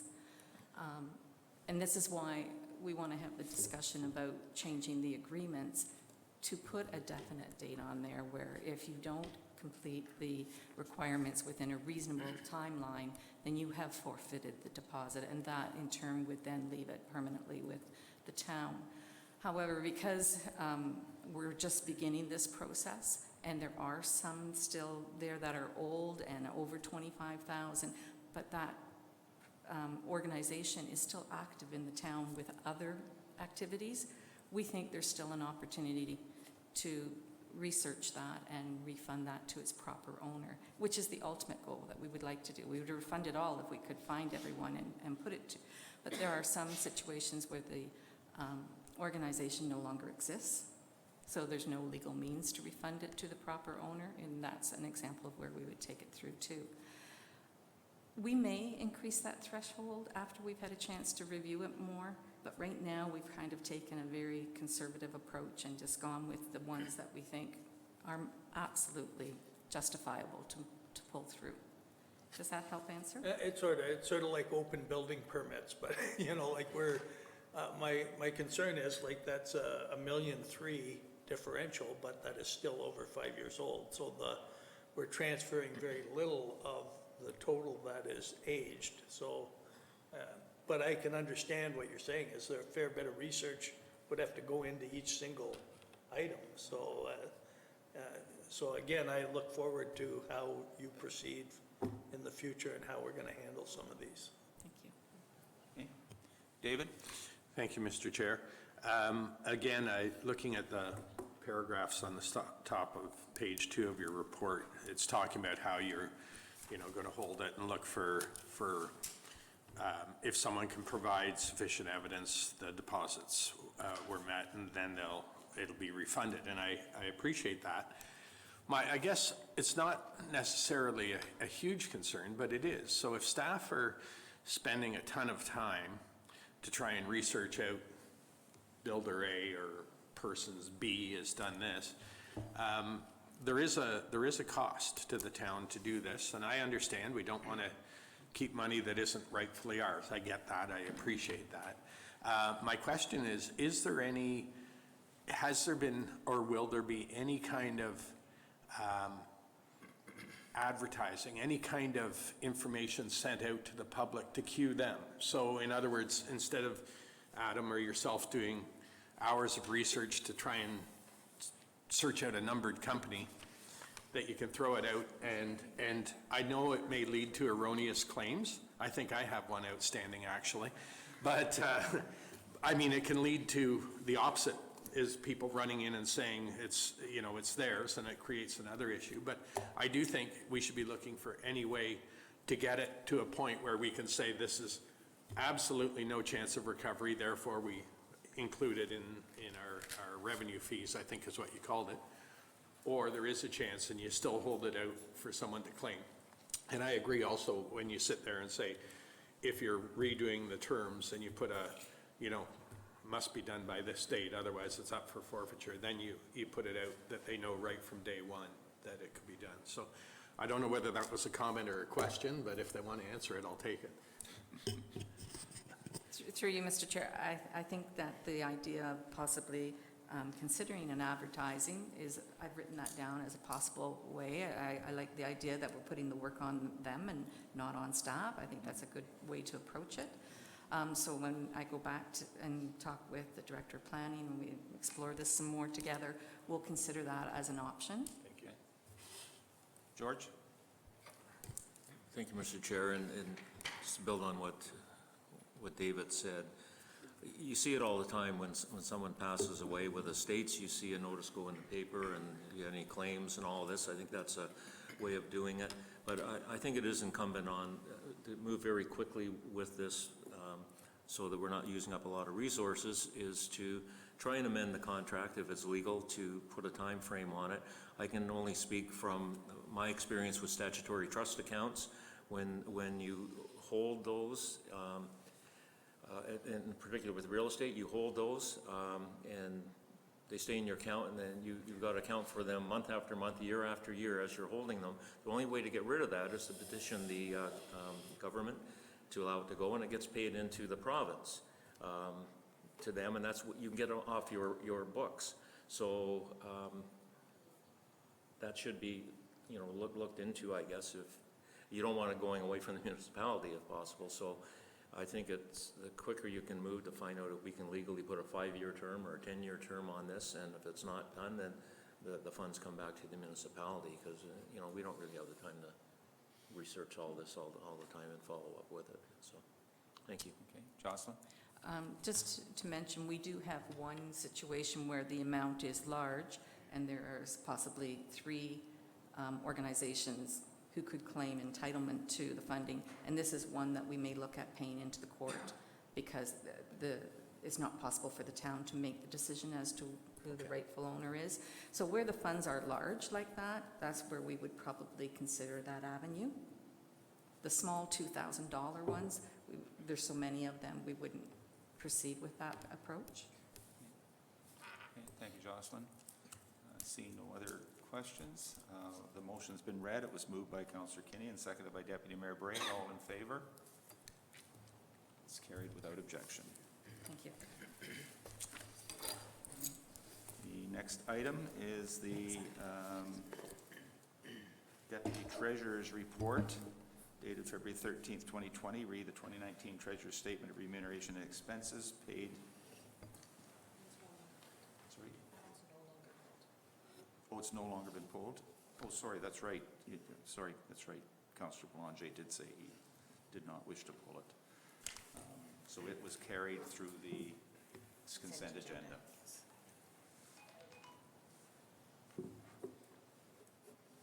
Okay, so 6.5.9, the CAO's report dated February 13th, 2020, erroneous content and defamatory comments, January edition, number 175, Beach Booster publication.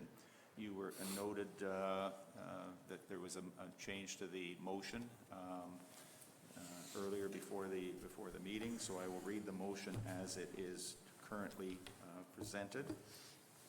That the General Government Section of Coordinated Committee authorize the Chief Administrative Officer to create an information page to correct the numerous false statements and defamatory comments about members of council in the January edition, number 175 of the Beach Booster publication, and to distribute it on the town's website and social media challenges so that the public has the facts. This was pulled by Councillor Boulanger, and we will note that Mayor Byfolchi has pulled back from the table based on a conflict of interest. So, Joe, you pulled it. Thank you, Chair.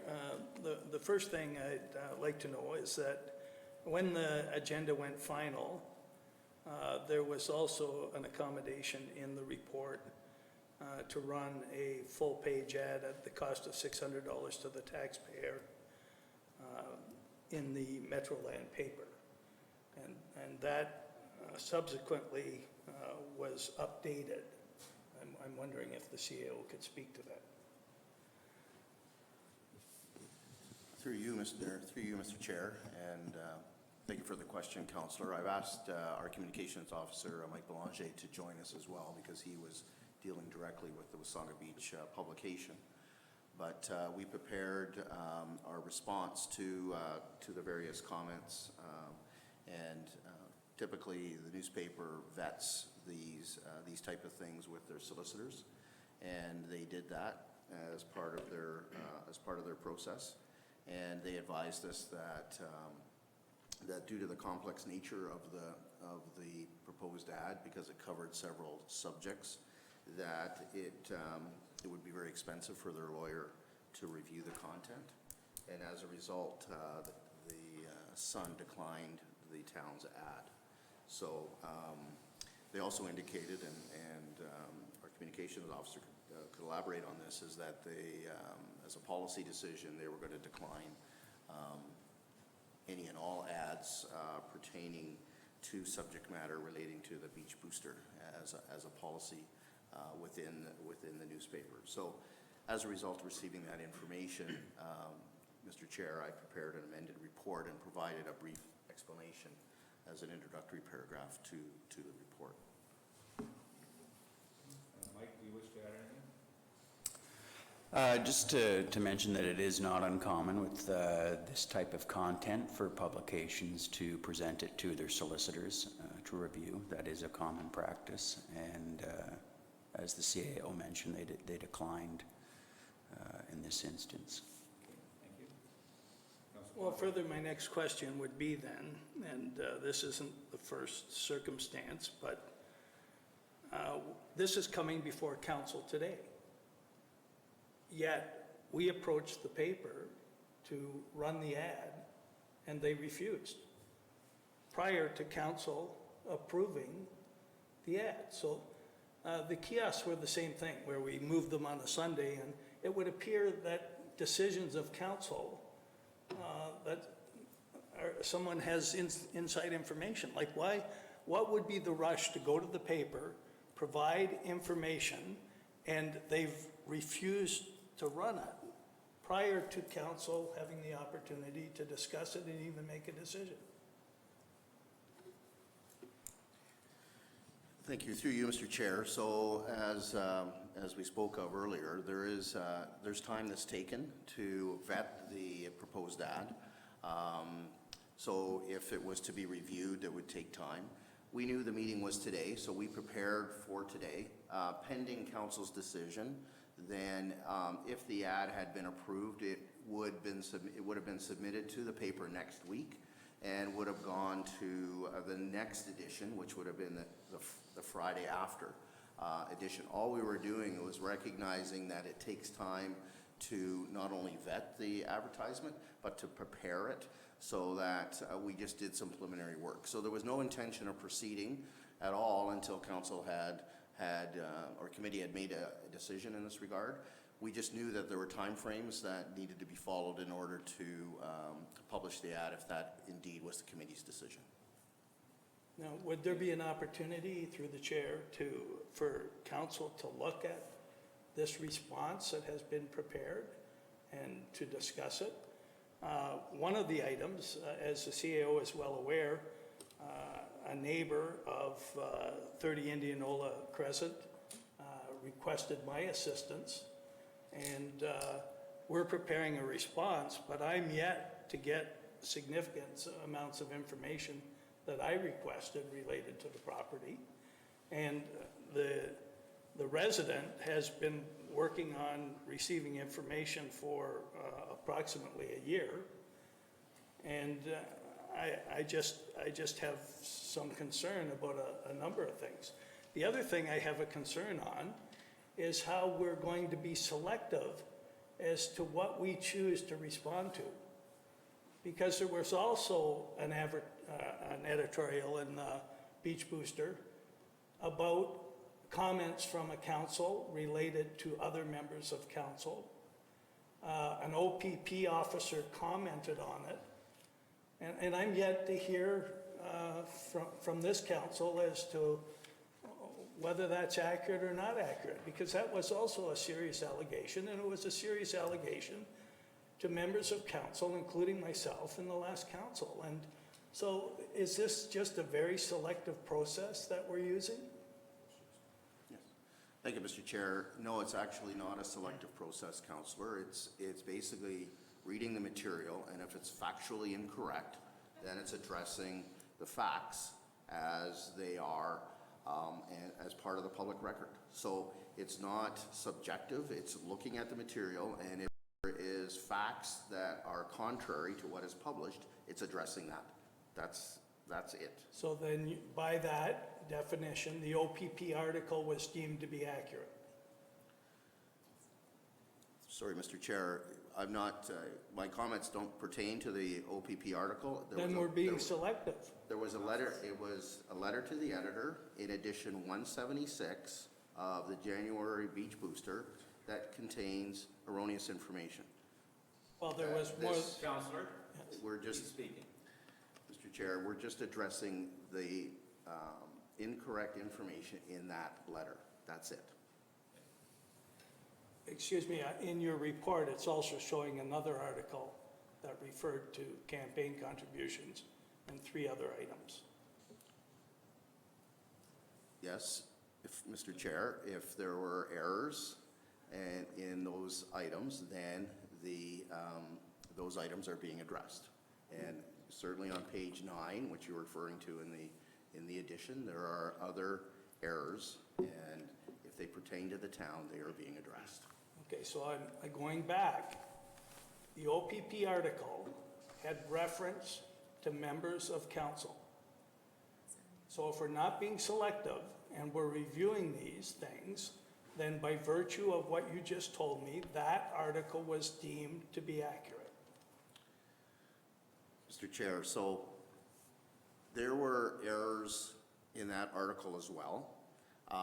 This process that is before committee today is a result of accumulation over time of repeated errors in this publication. So from a staff perspective, it was looked at to say, Mr. Chair, when is enough? And so we have brought a report forward to deal with this particular edition. In the report, Mr. Chair, it is acknowledged that in past editions of this publication, there have been errors published. However, it was tolerated, if I could use that term. We decided that, based on this edition here, from a staff perspective, that there was enough in this that we needed to bring something forward to committee's attention with a recommendation, not only to address this particular publication, but get some direction from committee going forward.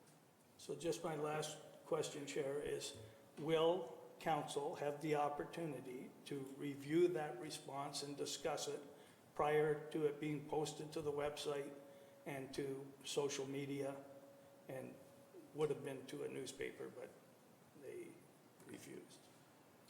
Mr. Chair, certainly from a staff perspective, we're in the hands of committee, and if committee would like to see that advertisement ahead of time, then from a staff perspective, we're more than happy to provide that. I would need someone to move that such a thing happen. I'll move.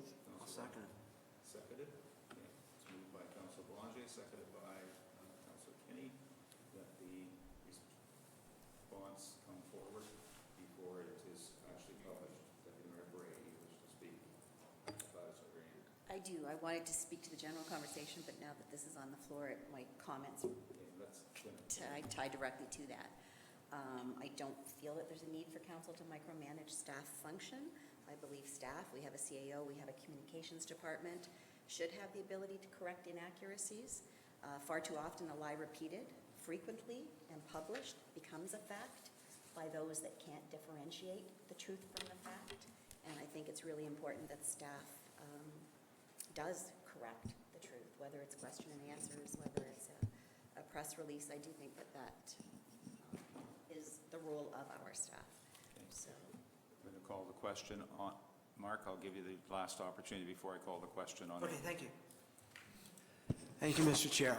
I also agree that we should have faith in our staff, but I do recognize, I think this is the first time we're doing this. And as a result of it, as a council, for the first time, I just kind of take a look at it. George? I guess the one question that I would have is if it was decided that we should, would that be done in a closed session or an open session? Because we're dealing with identifiable individuals. So I'd like to know what process we would follow if council would agree with the motions before us.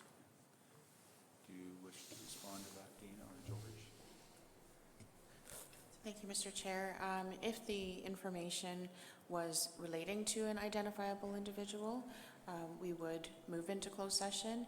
In this case, I believe the CAO is referring to correcting of facts, that is town information. So what actually happened, we're certainly not talking about an individual. We're talking about a publication that went out and gave some information, and the CAO would be correcting the town's actual information. Okay, I'm going to call the question on it coming back first. All those in favor of it coming back? Oh, sorry. Sorry, I know we're running out of time because we have a public meeting, but can we refer this till after the public meeting? Because I do have another comment just before we vote. Okay. All right, we can, or can we delay the public meeting by 5 minutes? I think the motion has been read. I think we should dispose of that motion. Public meetings can start late. They can't start early, but they can start late. And I think that the motion is on the table. We do need to. Okay. We'll deal with the rest of this item, and then we'll move to the public meeting. So to the public, it may be a few minutes after 11 before we get into the public meeting. It won't be very much, so please bear with us. Okay. All right, so I have a motion. You wish to speak to that motion or to the original motion? To the amendment. The amendments, okay. So just the amendment to bring it back to council before it goes public, I think it adds an unnecessary step that would slow down. I think when accurate information gets published, it's important the town has the ability to react quickly. Again, we have professionals on staff that can look after the best interest of the town. To slow it down and then bring that debate into public just before we then publish it almost defeats the purpose, because it would be published on an agenda 3 days before we then published it. So I don't understand why we're adding that review of council. I'm going to call a question on whether we're referring it, whether we're having the come back to council first. I'm going to call that question. All those in favor of having it come back to council prior to any publication? Opposed? Okay, it is a 4-2 vote. It will not necessarily come back. Mr. Chair, we would announce those who are opposed for the record. Opposed was Councillor Watson, Councillor Foster, Deputy Mayor Bray, and Councillor Wells. Okay. The original motion was, I have already read it. It was moved by Councillor Kinney and seconded by Deputy Mayor Bray, and that we're now back to the original motion of authorizing the CAO to proceed with the statements. Councillor Belanger. Thank you, Chair. This is to the question on the table, but also in response to Sylvia Bray's comments. In the case of one of these items, I have been actively requesting information from our CAO. He is now preparing a response to the public, and I am yet to receive the answers that I had requested. That's why I believe it's important for it to come back to council. This is a response going out. I put in my request last Wednesday, and they've prepared a response to the public, but they haven't given me the information I requested. Councillor, the motion to return it first has already been determined. So that's I already been understand determined. that. So But I'm calling the vote on the initial question. All those in favor of the initial motion? Opposed? It's carried with Councillor Belanger opposed. At that point, we are going to call this meeting to a recess while we have a public meeting through the Development Committee. And I'll let Deputy Mayor Bray, as Chairman of Development, take over for that public meeting.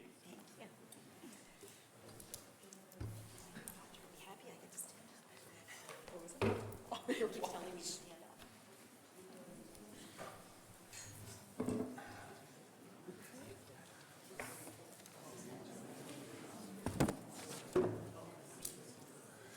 remember sitting there with my statutory cost accountant, and I was in there reconciling it every very oversized items. When's this ever going to end? And I just can't take it. So, yeah, it's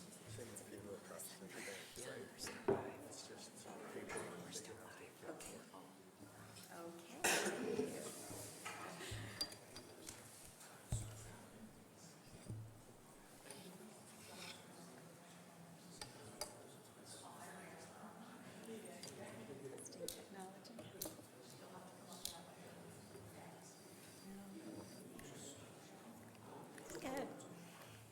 I'd like to reconvene the coordinated committee meeting with a public meeting to deal with a proposed amendment to the Town of Wasaga Beach Comprehensive Zoning Bylaw 2003-60 as amended and proposed draft plan of subdivision.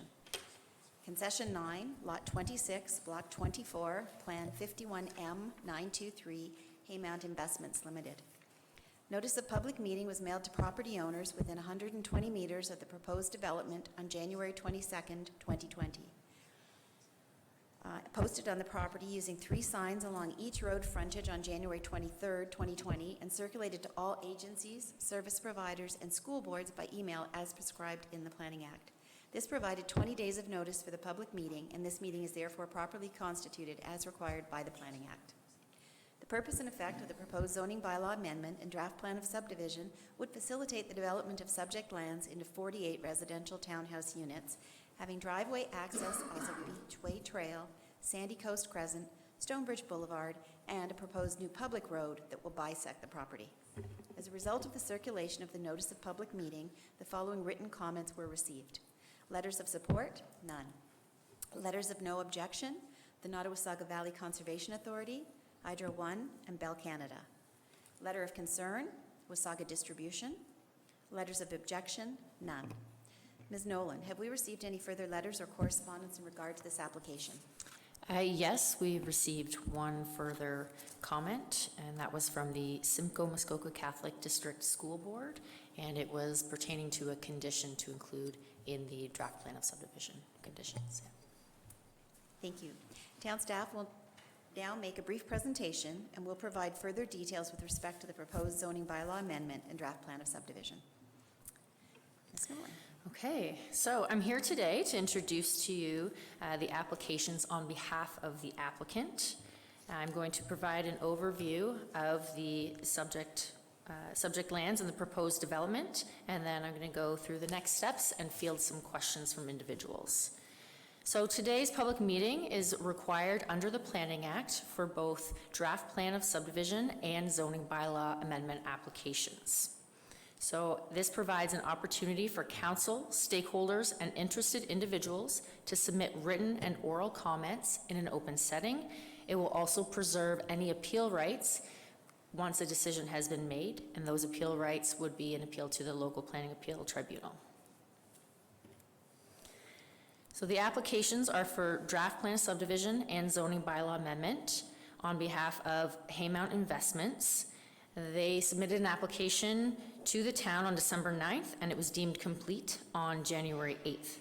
The subject lands are legally described as Concession 9, Lot 26, Block 24 in Plan 51M-923. The proposed development will consist of 7 blocks totaling 48 townhouse dwelling units. They are surrounded by Beachway Trail, Sandy Coast Crescent, and Stonebridge Boulevard. So you can see here the subject lands are in orange. There's no municipal address assigned to the property. It's approximately 1.49 hectares in size, and it's surrounded predominantly by residential uses with a stormwater management pond to the north. Notice was served to individuals by mail, email, and signs were installed on the property along 3 frontages. You can see here we've included photos of those signs being posted.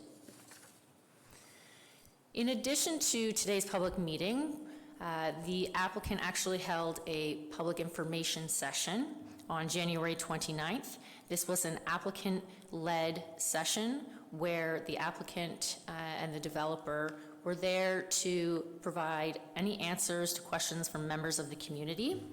You can see here they have posted up different signs with pictures of the development, elevations of the proposed housing types, and we're able to answer any concerns of public residents within 120 meters of the site.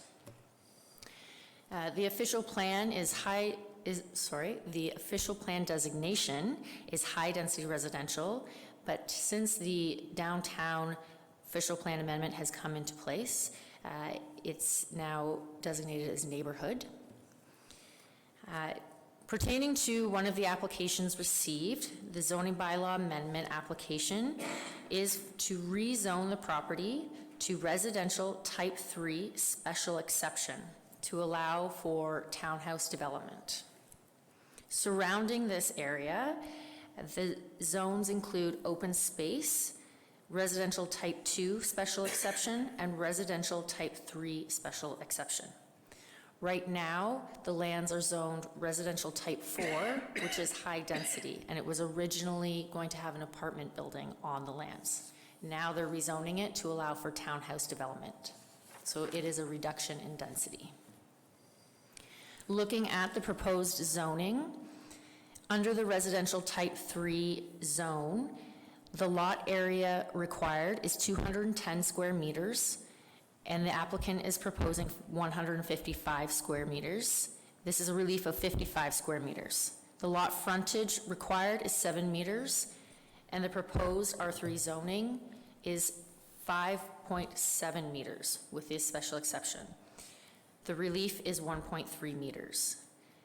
The exterior side yard requirement is 5 meters. The proposed is 3 meters, seeking a relief of 2 meters. The end or side wall of a townhouse is required 3 meters, proposed 1.5 meters. So the applicant is seeking relief of 1.5 meters. The rear yard depth within the residential type 3 zone is 7.6 meters. The proposed zoning is requesting 7 meters, which is a difference of 0.6 meters. The lot coverage is 45%. The proposed is 47%, which I apologize is a difference of 2%, not 7. The width per unit required is 7 meters. The applicant is proposing 5.7 meters and seeking a relief of 1.3 meters. So this next slide shows in yellow where the proposed units will be, and you can see that there is a proposed road that will bisect the property. Next, we'll take a look at what is being proposed in terms of housing type in this plan of subdivision. So the applicant has provided some elevations, and they've also provided some sample renderings of developments that they've also built. These examples are actually in Orangeville. They're not actually in the town of Wasaga Beach. Comments received to date include the Nottawasaga Valley Conservation Authority, where they have requested an update to the stormwater management report.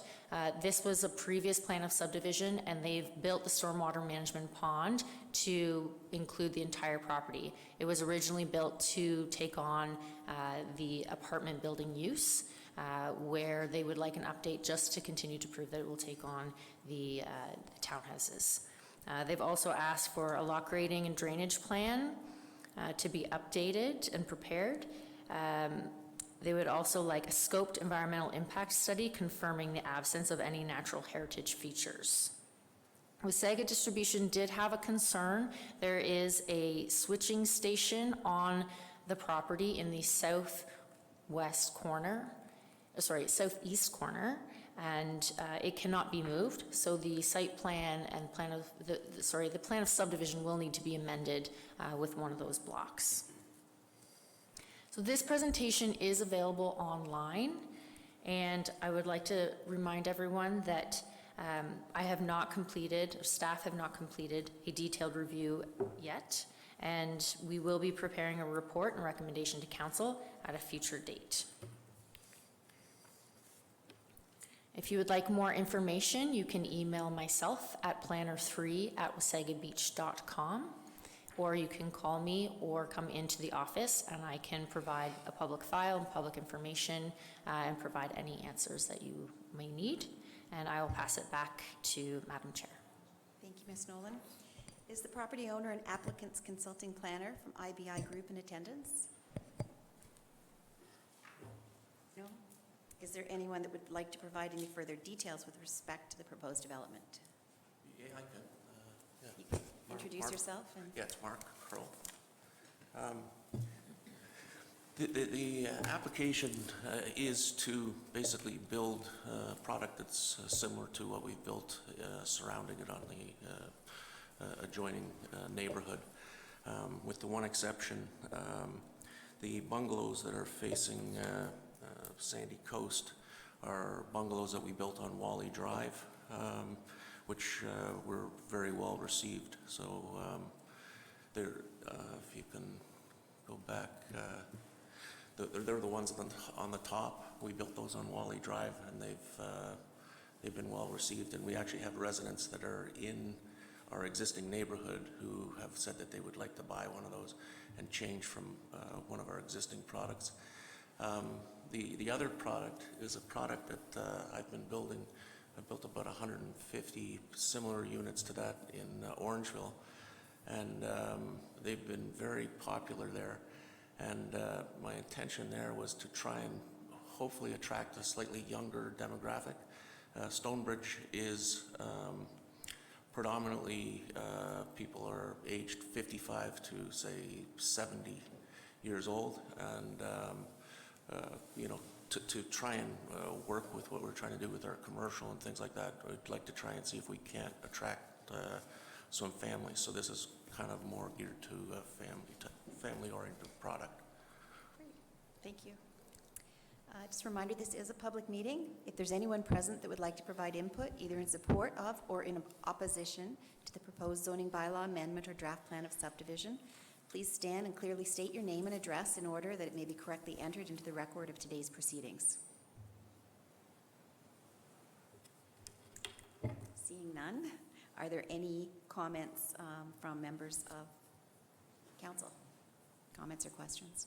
Councillor Wells? Just a clarification, the roads involved are all condominium roads, am I correct? Or No. See, this is the other thing that I've done a little bit differently. We've been building here for a long time, and one of the things that we do have comments for are to have freehold product, which is not tied to the beach house and not tied to the pool and things like that. There are people that would like just freehold product. So we've done the design so that this will be freehold and not tied to any of the Stonebridge amenities. Yeah, and I wasn't referring to the product, I was referring to the roads themselves. Oh, there'll be public right-of-ways. They're public right-of-ways, but are they town? Yes. Owned and maintained roads, or are they Stonebridge owned and maintained roads? No, all the existing roads around the perimeter of that block right now are town of Wasaga Beach roads. The new road will be a town of Wasaga Beach road, so the right-of-way is to the town standard, the width. Okay, thank you. Councillor Foster? This actually isn't necessarily for the proponent, it's more for staff. I'm just looking at this, the timing is very quick, and we modified our procedures, and are we seeing a reflection on this? Like, this started on December the 9th, and we're in early February, and it's gone to public meeting. It appears to me this is a more efficient method than we've had in the past. Is that accurate, or is my recollection just kind of an old guy? It's definitely more efficient. I know the Planning Act had changed under Bill 108, and the timelines for making a decision on an application have reduced. And so, yes, this is a much quicker timeline to get the application to a public meeting. Excellent. I think that's efficient. I may have to say I agree with that part of Bill 108. It's killing me, but... Little nugget among all the... Councillor Belanger. Thank you, Chair. Yes, over a few years, you know, this block has been empty for a period of time, and it is a very attractive development. There have been a number of residents within the development itself that have expressed concern at the length of time that this has been undeveloped. So I think this will be very well received within the Stonebridge community, and it, for the most part, it'll complete a very attractive subdivision. So thank you. Thank you. Seeing no more, oh, sorry, Mr. Crowe. Can I just one comment further through to what David Foster had said? Actually, Julie was very helpful and proactive up front in suggesting to us about having an informal public meeting. And I think that was an excellent idea and a very fruitful process, because of that, you know, there was, I guess, 3 little issues that came up, and we've figured out a way to address those. So I think that was actually a very smart thing, and I compliment Julie on that. Thank you.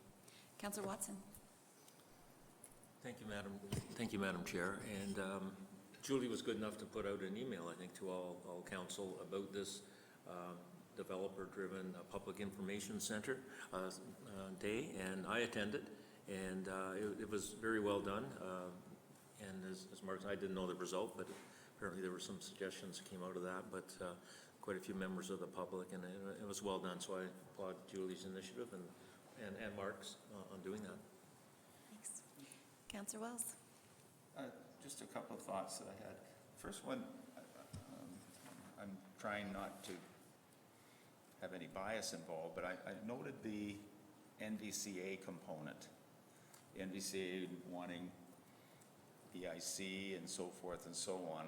I guess I'm just wondering, going back historically, where the NVCA's legislated authority kicks in here and where it's only advisory, and I'm not sure. It sounds like a demand, and I guess I'm just wondering if it's just providing advice, and I don't know whether, Julie, you can answer that, or whether I should be asking Doug, but I just thought it was a pretty significant set of demands from NVCA, and I'm just wondering on what basis. I mean, this is not in a floodplain that I understand, nor is it an area subject to flooding, so I guess I'm kind of curious where their interest arises in this. I believe their interest came from to the south of the property. There's a provincially significant wetland. Okay.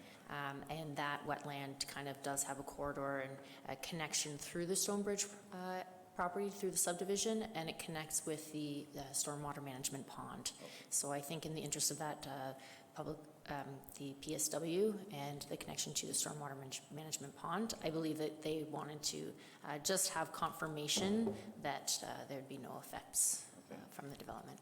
Thank you for that. And I'm looking at this development. My understanding, there needs to be a change due to an electrical installation. Are you able to kind of give me a sense of where that is and what's going to occur there? Or is this the finished, or is this before we deal with the electrical issue? The electrical issue is really just going to be an issue to do with a driveway. We originally had looked at putting double-car garages on the end units. That transformer is right at the south east corner of Sandy Coast, and well, you got a fancy. Like the clicker. I'm sorry, I apologize. Like the pointer isn't. Yeah, so it's at the most southeasterly corner of Sandy Coast and Beachway. Oh, right there. Okay. It's, Yeah, okay. Thank you. It's right there. Okay. And we can totally accommodate it. It was just, we had showed a double car driveway there, and, sorry. We showed a double car driveway there, and we were not going to be able to do that. Okay. Thank you. We're done? Okay.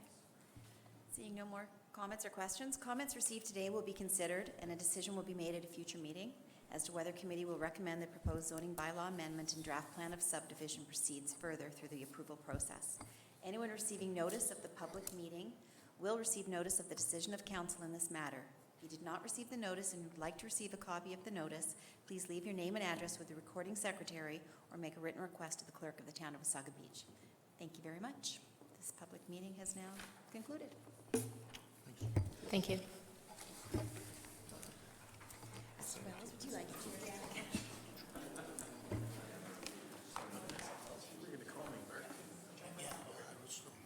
I'm around.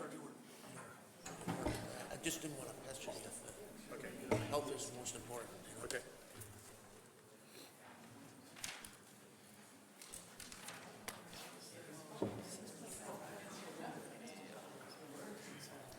Interim preliminary financial report. Okay. Where were we? 6.5. Okay, we're returning to the general government section agenda, and we're coming back in at item 6.5.10, which is the Director of Finance and Treasurer's report dated February 13th, 2020, re the beachfront preliminary financial report of December 31, 2019. The motion as moved by Councillor Watson and seconded by Deputy Mayor Bray, that the General Government Section of Coordinated Committee receive the beachfront preliminary financial report for the period ending December 31st, 2019 for information. This was pulled by Joe and by George, so Joe, I'll give you the first. Yes, thank you, Chair.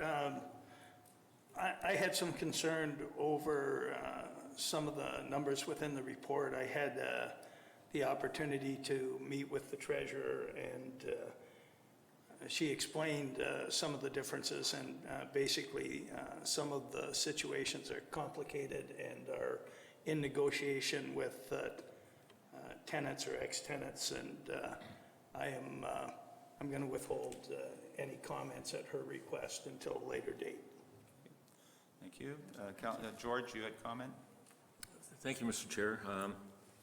Yeah, my only concern with the numbers is the ongoing almost $1 million in carrying cost debt that we've been carrying on this since 2015, and this council has now taken the lead to actually get in position by doing our EA and that to actually being able to get some work done on this. But you know, the $1 million continues on this. That's going to have to be recouped somewhere down the line. So not happy about that, but I'm seeing some of the numbers are turning positive through some of our initiatives and our new rental programs on the building. So I was happy to see that. So other than that, I'm happy with the report. Thank you. Okay. Thank you. I don't see any other comments, so I'll call the question. All in favor? Motion is carried without objection. Our next item is 6.511, CAO's report dated February 13th, 2020. Read the reinstatement of the doctor recruitment program. It is moved by Councillor Foster and seconded by Mayor Byfolchi that the General Government Section of Coordinated Committee recommend to Council that it reinstate the doctor recruitment program as per the parameters in the staff report dated February 13th, 2020. And this was pulled by Councillor Belanger. Thank you. Just very briefly, it's been mentioned by members of this council on more than one occasion that the past council was the council that disbanded the doctor recruitment program. It is my understanding, with doing a lot of follow-up, I don't have the documentation yet, but that it was actually the previous council that had ended the doctor recruitment program, and it did not happen under Mayor Smith's council. So, Well, I don't think we have the information to have any discussion around that, and it's really irrelevant to this motion at this time. I'm not saying that you don't have right to know, but I just say we don't have the information to discuss it at this point. Deputy Mayor Bray? Sorry, I think the information is actually included in the report, so I Yes. think that statement was inaccurate, and perhaps the CAO could share some of the highlights from this report, because it was fairly clear when I read it. Thank you, Mr. Chair, and appreciate the opportunity to just clarify. And the Deputy Mayor is correct. If you look in the report, it does speak to that. So there were two components of the previous doctor recruitment program. There was a proactive component and there was a reactive component.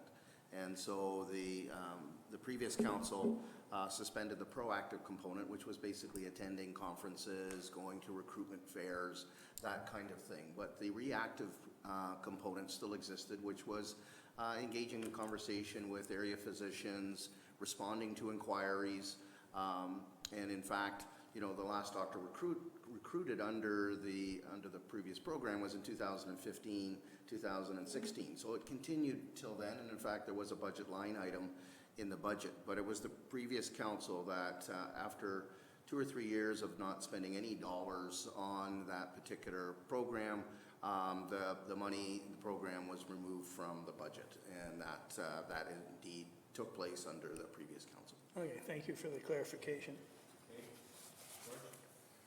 Thank you, Mr. Chair.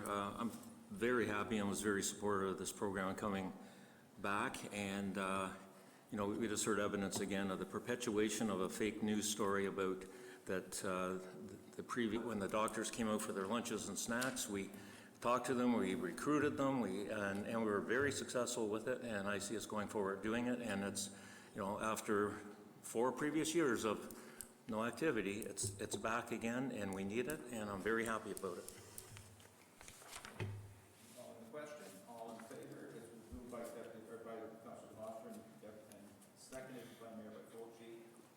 Nope, I'm voting. You started again. I was voting. All in favor? Carried without objection.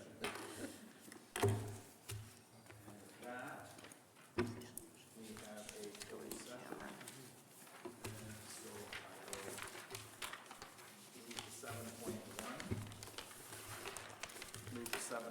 We're gonna have to get used to these new microphones. We need more microphones, Chris. Moving to 7.1. It's moved by Deputy Mayor Bray, seconded by Councillor Foster. Resolved that pursuant to Section 239, Sub 2, Sub E, Sub F, and Sub I of the Municipal Act 2001 as amended, the next portion of the February 13th, 2019 Coordinated Committee meeting will move into closed session to discuss litigation or potential litigation, including matters before administrative tribunals affecting the municipality or local board, to discuss advice that is subject to solicitor-client privilege, including communications necessary for that purpose, and a trade secret or scientific, technical, commercial, financial, or labor relations information supplied in confidence to the municipality or local board, which, if disclosed, could reasonably be expected to prejudice significantly the competitive position or interfere significantly with the contractual or other negotiations of a person, group, or persons or organization. And that's the end of the motion, finally. All in favor? Motion is carried without exception. We are in closed session, and I believe we have our treasurer and our legal counsel here with us.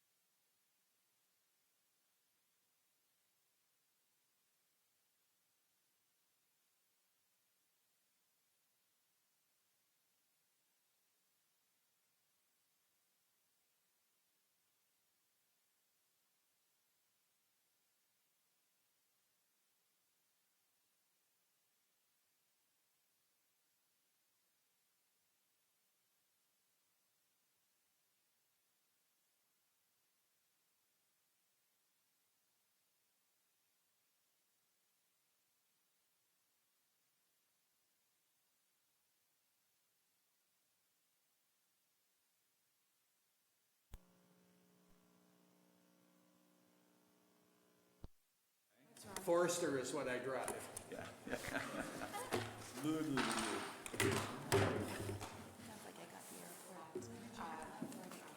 Oh, did you? Republic. Mics are on. Okay. Yep. Just wait for everybody to get back to the table.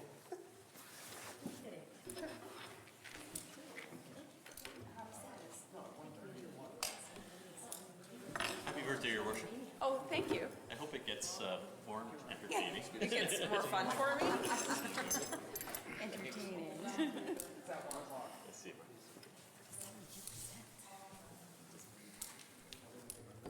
Thanks,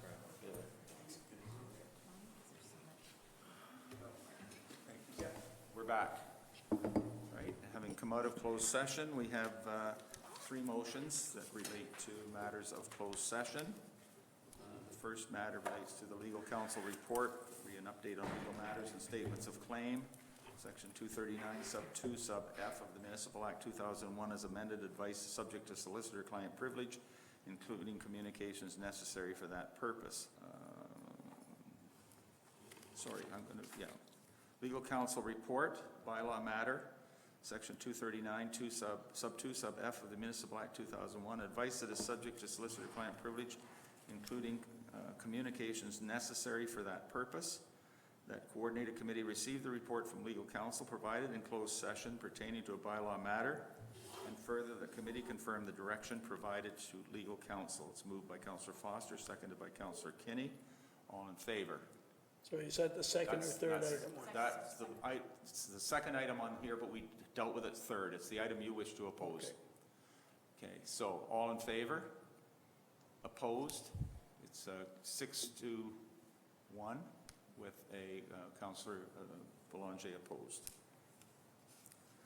And the third, 8.3, legal counsel's verbal update, beachfront legal matters, section 239, sub 2, sub E of the Municipal Act 2001 as amended, litigation or potential litigation, including matters before administrative tribunals affecting the municipality or the local board. Moved by Councillor Kinney, seconded by Councillor Belanger. That coordinated committee received the verbal update from legal counsel provided in closed session pertaining to beachfront legal matters for information. All in favor? It's carried without objection. And with that, we are adjourned for today. Thank you very much, everybody. Just a reminder, folks, that the public presentation around the snow angels is at the rec